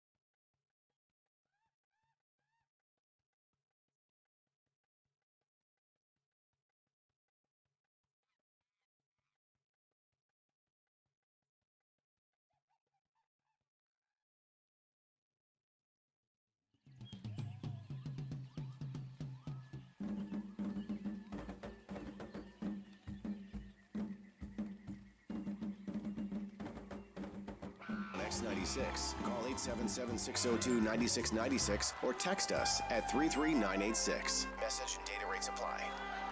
Yes, and remember all of that's because we're going to need you to vote for Boehner of the Day coming up here in just a moment. We're going to get to Boehner fight coming up, but first, a reasonable amount of news. What's reasonable to you? Let's see, about 6 minutes or so. Okay. All right. A little more than that, maybe. All right. Brought to you by? Get unlimited 1.5% cash back plus a $100 bonus with Power Cashback credit card from Security Service Federal Credit Union. Restrictions apply. Get details at ssfcu.org. I got a bunch of celebrity stories that I've been That's news, Bill. meaning to get to. They're not celebrity stories. That's important news. I was disappointed to hear that Cameron Diaz is not quitting acting. You were hoping she was. Yeah. You hate Cameron Well, Diaz? and I was actually hoping that she would admit to the fact that she's never really been acting. I have liked her in one movie. Which one? The Eternal Sunshine of the Spotless Mind. She was very good in that. Yeah. You didn't like something about should've- Mary? Yeah, she was good in that. Oh, too. I did like that too. She was but great not in it. because of her. I liked the movie, but not necessarily because of She is the movie. Yeah, she's Mary. Yeah. There's And something about her. Something about her. Yeah, there is. And I didn't care for it, what there was about her. So everything around the movie. Kind of, yeah. Besides her. I like the idea of the movie. Well, she's not quitting acting. She's not. That's So unfortunate. you go to lunch with your friend Selma Blair and just joking, say, I'm done with acting. And then Selma goes and runs to the Well, tabloids. she doesn't listen. First of all, she's not a good listener, and she's a blabbermouth. So, Selma Blair. I've had lunch with her on numerous occasions, and you ask her about it, she'll say she doesn't remember. I enjoy Selma Blair. And the first place I saw Cameron Diaz, I remember, because it caused a great stirring in the loins. Mask? The Mask. Jim Carrey. Yeah. Yes, she was. There are other loins that were stirred. She was absolutely stunning. I mean, she didn't have to do anything. No. The role was just show up and be the pretty girl, but she was just so stunning in that. Her in The Mask is a very important moment of men from my Okay. generation. I don't want to hear this. Yeah. I don't want to hear it. It's a big deal. Okay. Her in the Pink Power Ranger. Well, that's another story. Out! James Schwab has resigned from his job as a Department of Homeland Security spokesman. It's a pretty big job. Yeah. Saying he didn't agree with anything the Trump administration is doing. I don't agree with any of this. And their use of misleading facts to attack Oakland Mayor Libby Schaaf after the mayor issued a warning about an immigration sweep in late February. I quit because I didn't want to perpetuate misleading facts, as a spokesman for ICE. Schwab told the San Francisco Chronicle, I asked them to change the information. I told them, that is representatives from Trump's office, that the information was wrong, and they asked me to deflect. And I didn't agree with that, and then I took some time and I quit. Huh. In that 4-day sweep through Northern California, immigration and custom enforcement deportation officers arrested 232 people. But high-level federal officials, including President Trump, said Schaaf was to blame for 864 more people not being arrested. That is the mayor, Schaaf. Mm-hmm. She was to blame for more people not being arrested. 864 more. They pointed to her public warning of a pending wide-scale raid, which she did do. She issued it on February 24th, just as the operation was about to begin. ICE agents had targeted about 1,000 people in the sweep. Trump called what Schaaf did a disgrace, but this guy who resigned said there is absolutely no evidence that 864 more people could have been arrested. There's zero evidence of that. And yet they wanted me to say it like it was the truth, and I wouldn't do it. Good. Good for you. The Cameron Diaz fan club has weighed in and said it was not Eternal Sunshine of the Spotless I know what Mind. you were thinking. Oh, it was You were John thinking Malkovich. of Being John Malkovich. It was Being John Malkovich. Both weird movies. Yeah. But she was in Malkovich. It was Kate Winslet. No, yeah. Snaggletooth was in Briefly. No. Eternal Sunshine. Yes. She is, but briefly. But she's not the. Yeah. It's Kate Winslet's Eternal Sunshine. Yeah. Kate Winslet is the one that Jim Carrey's trying to get erased from. But memory. what's her name? Yeah. Kirsten Dunst. Kirsten Dunst has She's a in it briefly. large role in that movie. And I like Kirsten Dunst as there's a blonde actress who started out being kind of like, but she really acts now. I don't think Cameron Diaz really acts most of the time. You're just out to get Cameron Diaz. You bet. There she is. x96.com/live. Who's that? That's who's that? Cameron Diaz. Okay, just checking. Okay. And yeah. Oh, you were testing me, Testing were you? you to see. Okay. Yeah. No, it's easy to confuse those movies. Let's see. National Geographic editor-in-chief Susan Goldberg said we have to own up to the fact that for most of our 150 years we've been racist. We have been a racist magazine. She's finally saying it. Unlike magazines such as Life, National Geographic did little to push its readers beyond stereotypes ingrained in white American culture, she really? said. Noting that's that a pretty big deal. she is the first woman and the first Jewish person to helm the magazine, two groups that also once faced discrimination. Once faced it, still do face discrimination, ma'am. It assesses the magazine's coverage historically, and Mason delved into old issues, read a couple of key critical studies, pored over photographs, and said, you know what? We've been a racist magazine all these years. And I'm sorry. Oh, I don't. Oh, man, there's so much.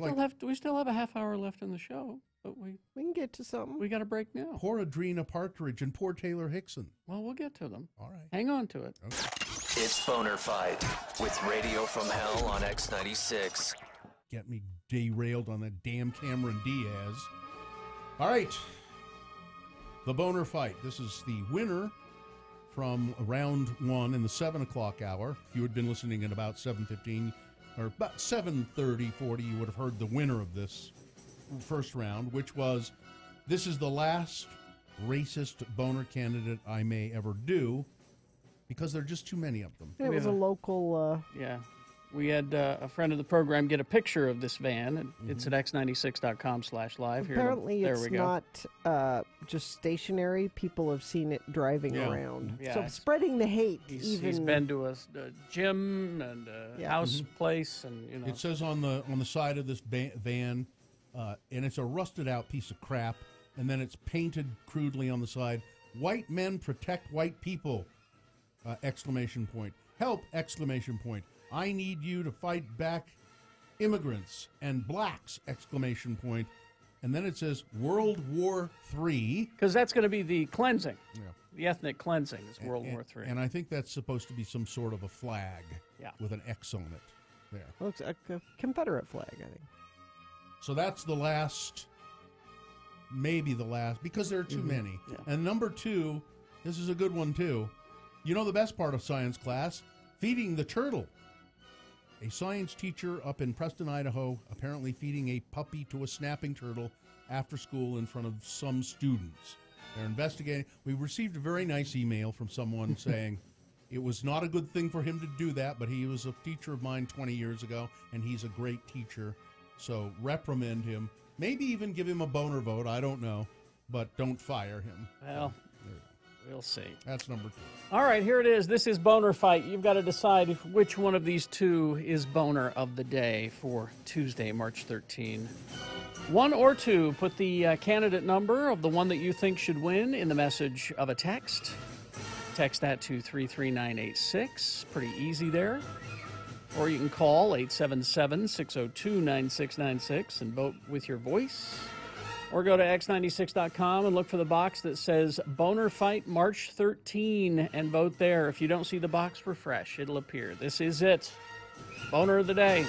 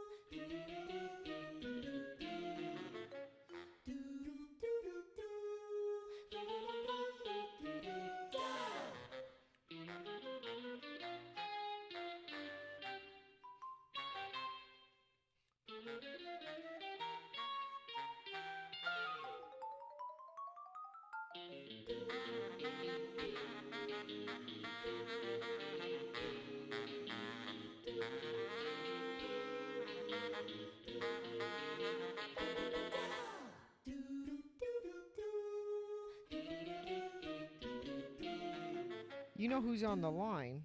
Who? I believe this is the impetus to the first all-day show. Candace. Candace? Yes.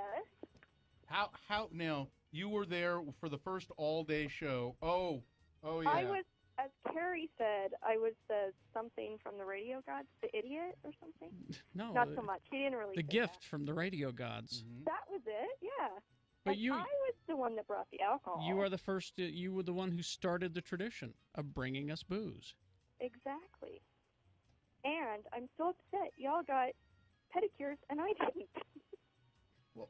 Well, I would have liked one. Well, you should have asked.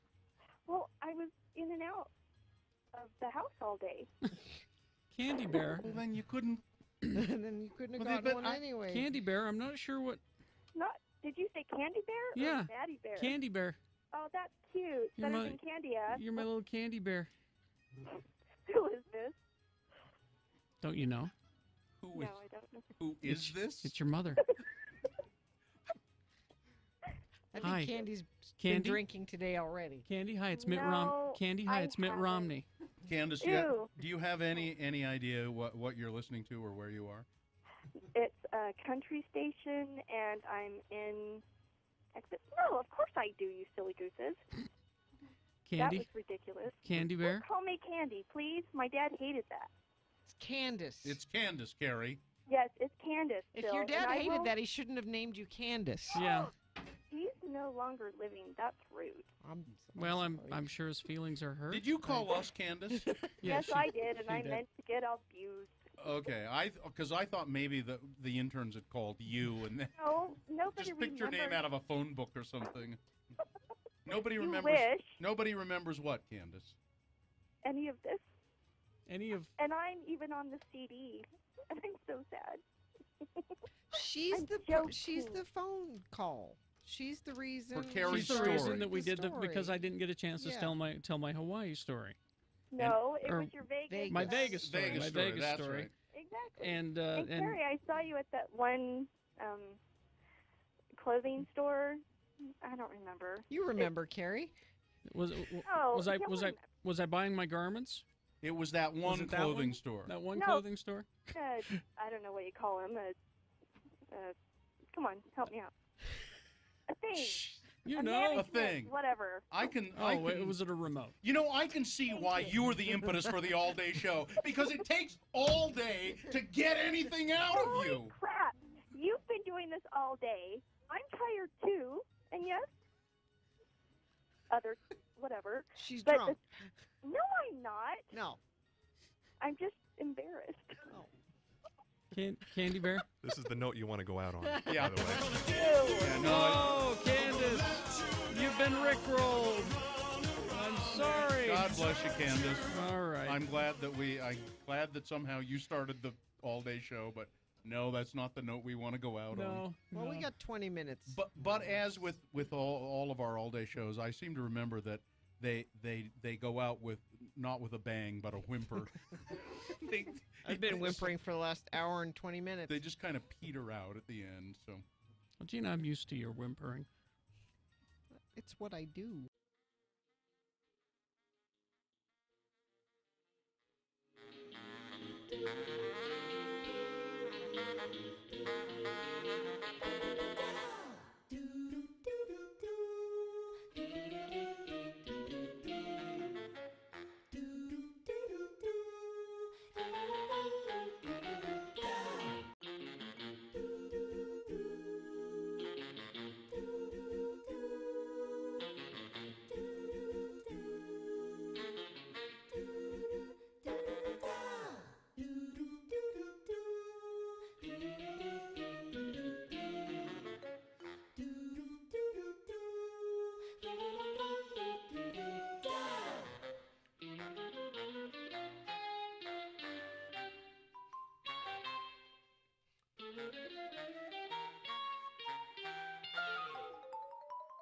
Radio from Hell on X96. Enema seltzer. Yep. 9:37. Time to award Boehner of the Day. And Boehner of the Day is brought to you in part No, by no, completely. completely by cabbage rolls and coffee. Good.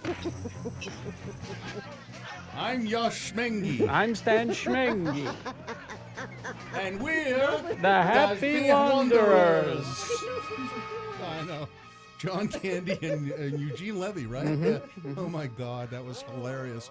The Schmengi brothers. I'm Yosh Schmengi, and I'm Stan Schmengi. All right, so boner candidate number 1. This is the last racist boner candidate ever, and it did get fixed on the website. This van that drives around Salt Lake City with racist messages on the side of it. And boner candidate number 2, best part of science class, feeding the turtle. Mr. Crosland showed some pretty poor judgment up there at Preston, Idaho, at the school, apparently feeding a puppy to his snapping turtle in class. Now, it was after class. You students were there and saw it, but he didn't do it in front of them. Anyway, that was boner candidate number 2, and it was the winner. It was? Yes. Oh, okay. You wanted racism? Well, I think if more people saw the van. But you got animal cruelty. I know. Yep. It's the versus human cruelty, Yeah, and stupidity and thoughtlessness. Anyway, so when I went to the opera, and we left after the first act. And there was a second opera, and it was just too late for me, and I still ended up not getting in bed until after 10. But so we leave at halftime, intermission, and drive home, and we'd pull into the driveway, and there at the end of the driveway, in the dark, turned and faced the car and stared us down for a good 45 seconds. The biggest, meanest, frightening-looking raccoon I have ever seen. Did he have a scar on his face? I don't know. It was kind of dark. His eyes glittering in the headlights of the car. And I mean, he or she, I don't know, just stood there. You know who it was? I don't. So years ago, when you used to trap I had a lot of raccoon problems. and they would take them up into the mountains. Mm-hmm. It's taken this raccoon years to find his way back. I'm gonna get you. It's the prodigal coon. Yeah. Could be. I got a tea kettle out of her. The return of the prodigal coon. You don't have to say return if you say prodigal coon. Does that mean return? Yeah. You just say the prodigal coon. So it could have been a female because it was so big. And when you say big, how big are we talking? Give me an idea. Bigger than both of your dogs, certainly. That's a big raccoon. Yeah, I don't know how to describe it.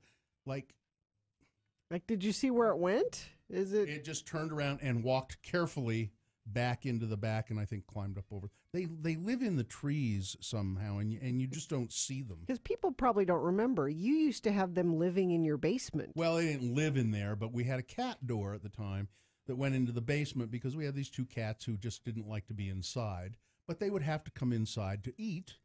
And so we had food, and the raccoons would come in and eat their food and mess up the basement.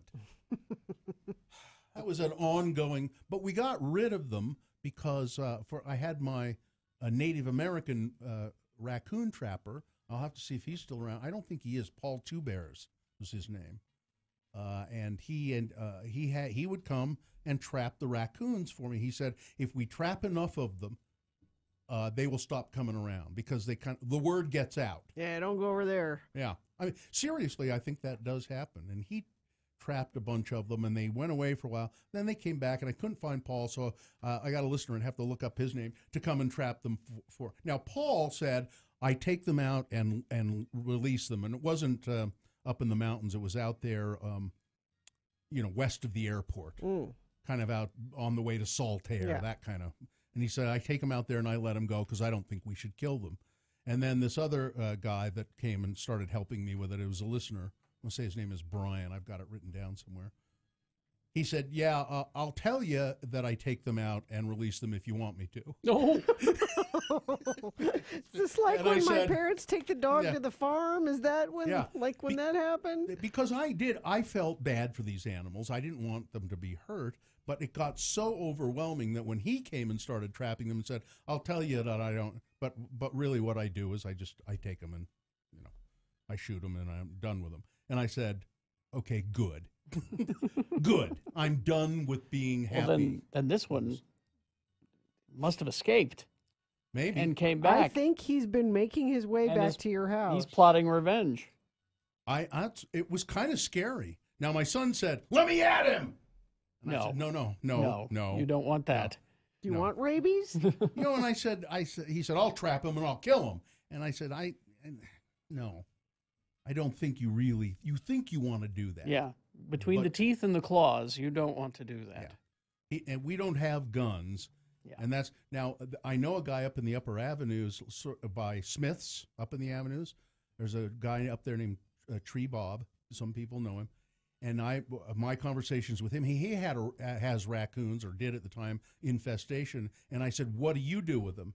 And he said, "I trap them, and then I shoot them in the cage." And he said, "You're not supposed to do that apparently." But I put them in the garbage can. Oh, yeah, you're not supposed to. You're not supposed to do that. Well, if he got closer, I'm sure he'd be much larger. That's how eyesight works, you stupid raccoon. Don't call me a raccoon! I'm sorry. I took it too far. I meant trash panda. Yeah. Is that better? I don't know. It's worse. It's so much worse. Trash panda? Yeah, the trash pandas. Trash They're horrible animals. I love them. They look. You think you do. I know. They look so cute until they start coming around, and they were getting into our chickens and getting the eggs and. They dig They're up your nature's garden. little bandits. Yeah, we had to get rid of them. They dig up your garden. They'll mess if you have cats that go outside or dogs. They'll mess with them. I know. They got $300 or $400 vet bill on one of my cats. It's a love-hate I have with the trash pandas. All right, let's see. We will take a break. We will be back. Are trash pandas playing the Warp Tour? Prodigal, Gina, it doesn't mean return.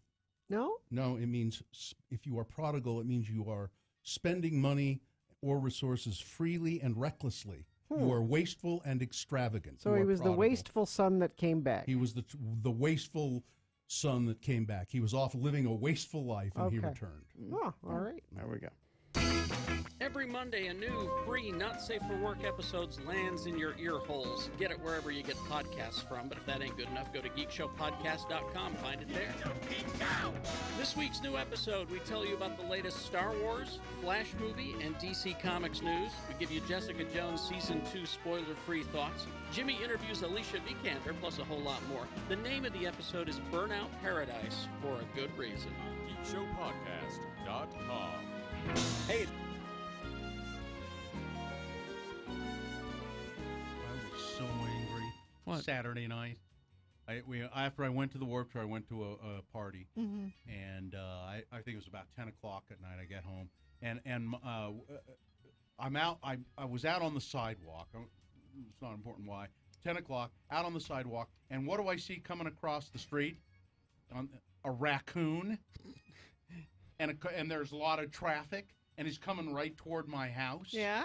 And there's a lot of traffic, and the lights in the car honked, and the raccoon kind of like this, and I thought, God, hit him!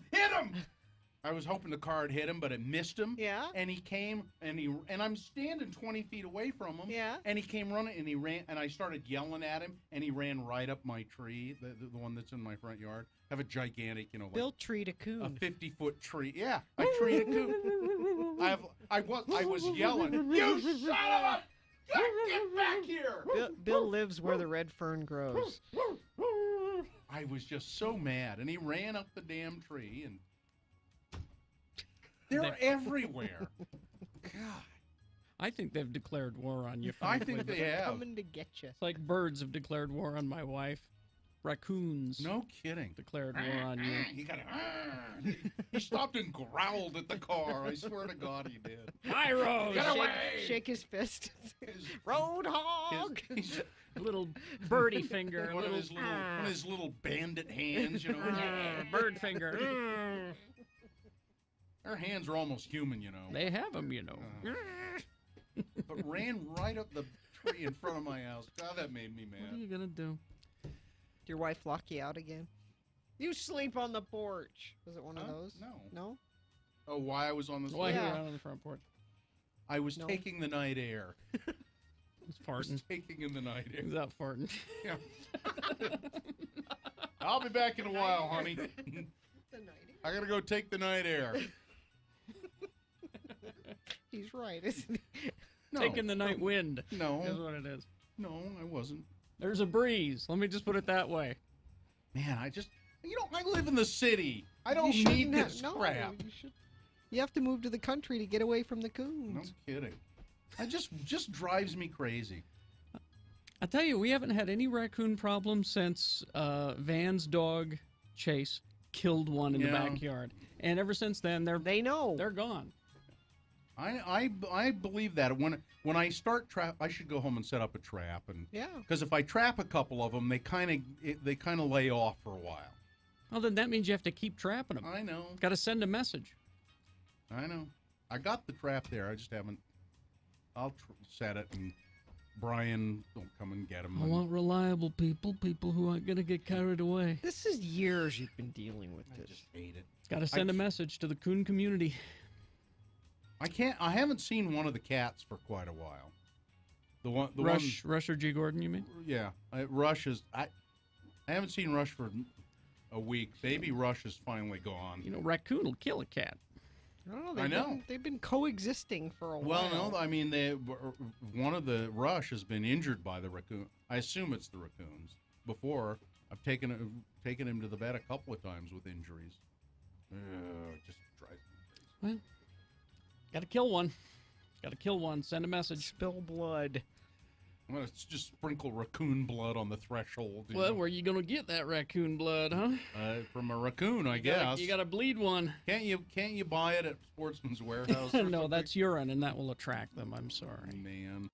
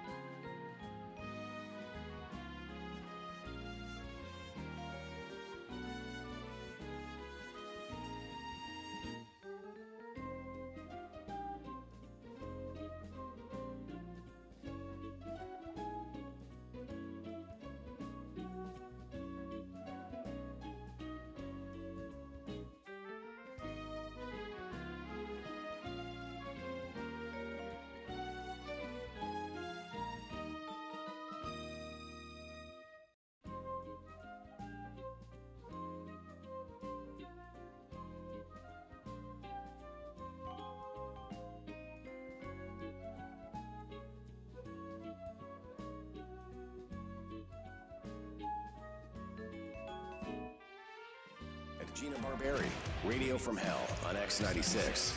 She's stupid. Yes, she is. Yeah. But what's the deal with Usher's chin tattoo, huh? Usher has a chin tattoo? Usher got a chin tattoo. Why would anybody have a chin I tattoo? need to see this. I don't know.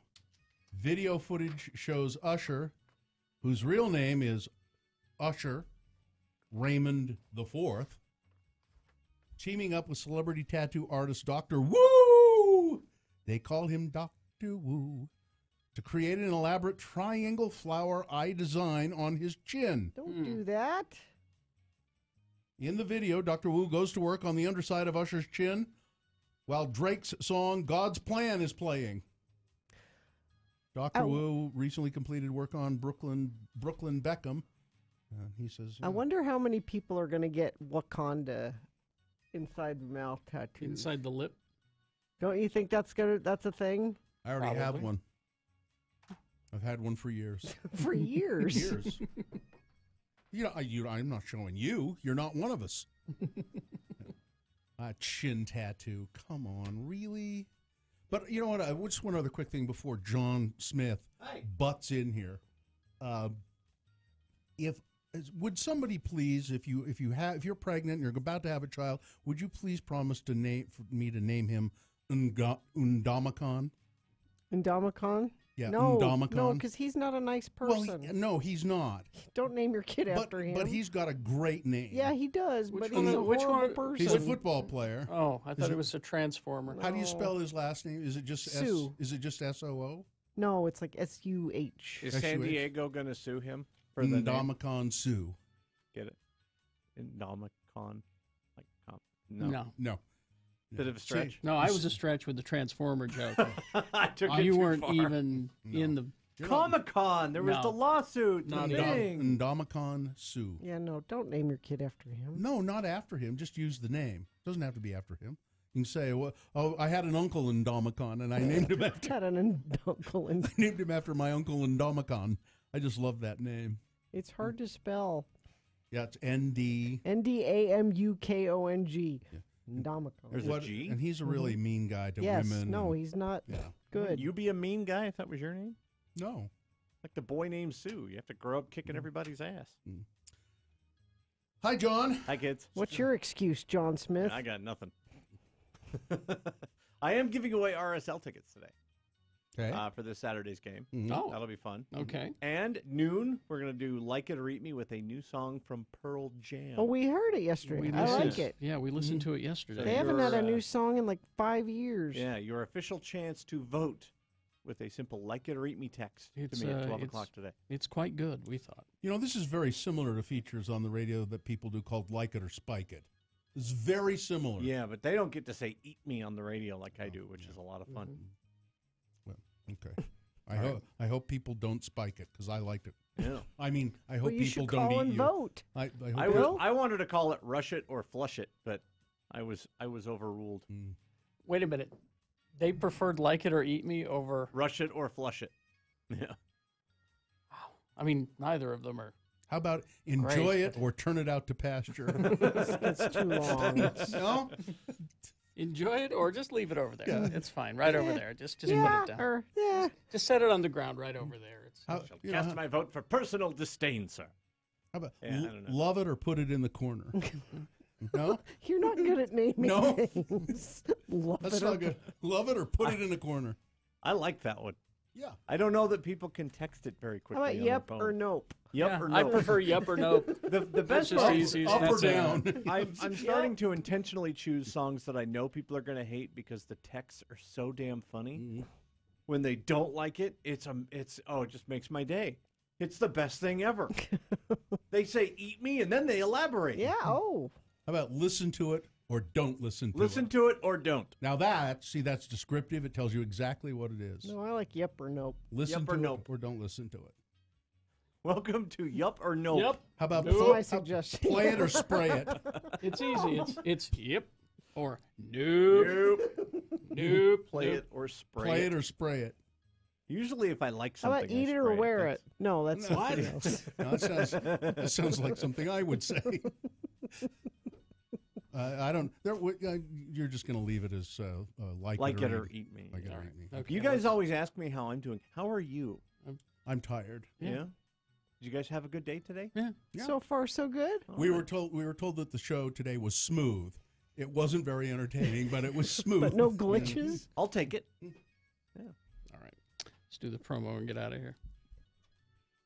On Wednesday's Radio from Hell show. At 6:45, we'll read your Things That Must Go. Be sure to send yours to Things That Must Go. radiofromhell@x96.com, and we might just read it on the air. 7:45, we'll give you a text to win keyword for your chance at Kevin Hart tickets.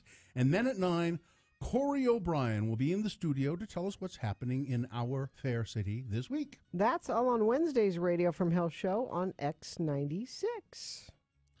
You know, we could just take that promo and play it every Tuesday through to Wednesday. Yeah. We're not always going to have Kevin Hart tickets. Oh, you're right. Chomp it or stomp it. Hey, that's good. Hey, that's a good People are now sending in their suggestions. Loop it or poop it. What does that mean? You're just thinking of rhymes. Yeah. Keep it or impeach it. Yes. Hey, there you go. Topical. Turn it up or blow it up.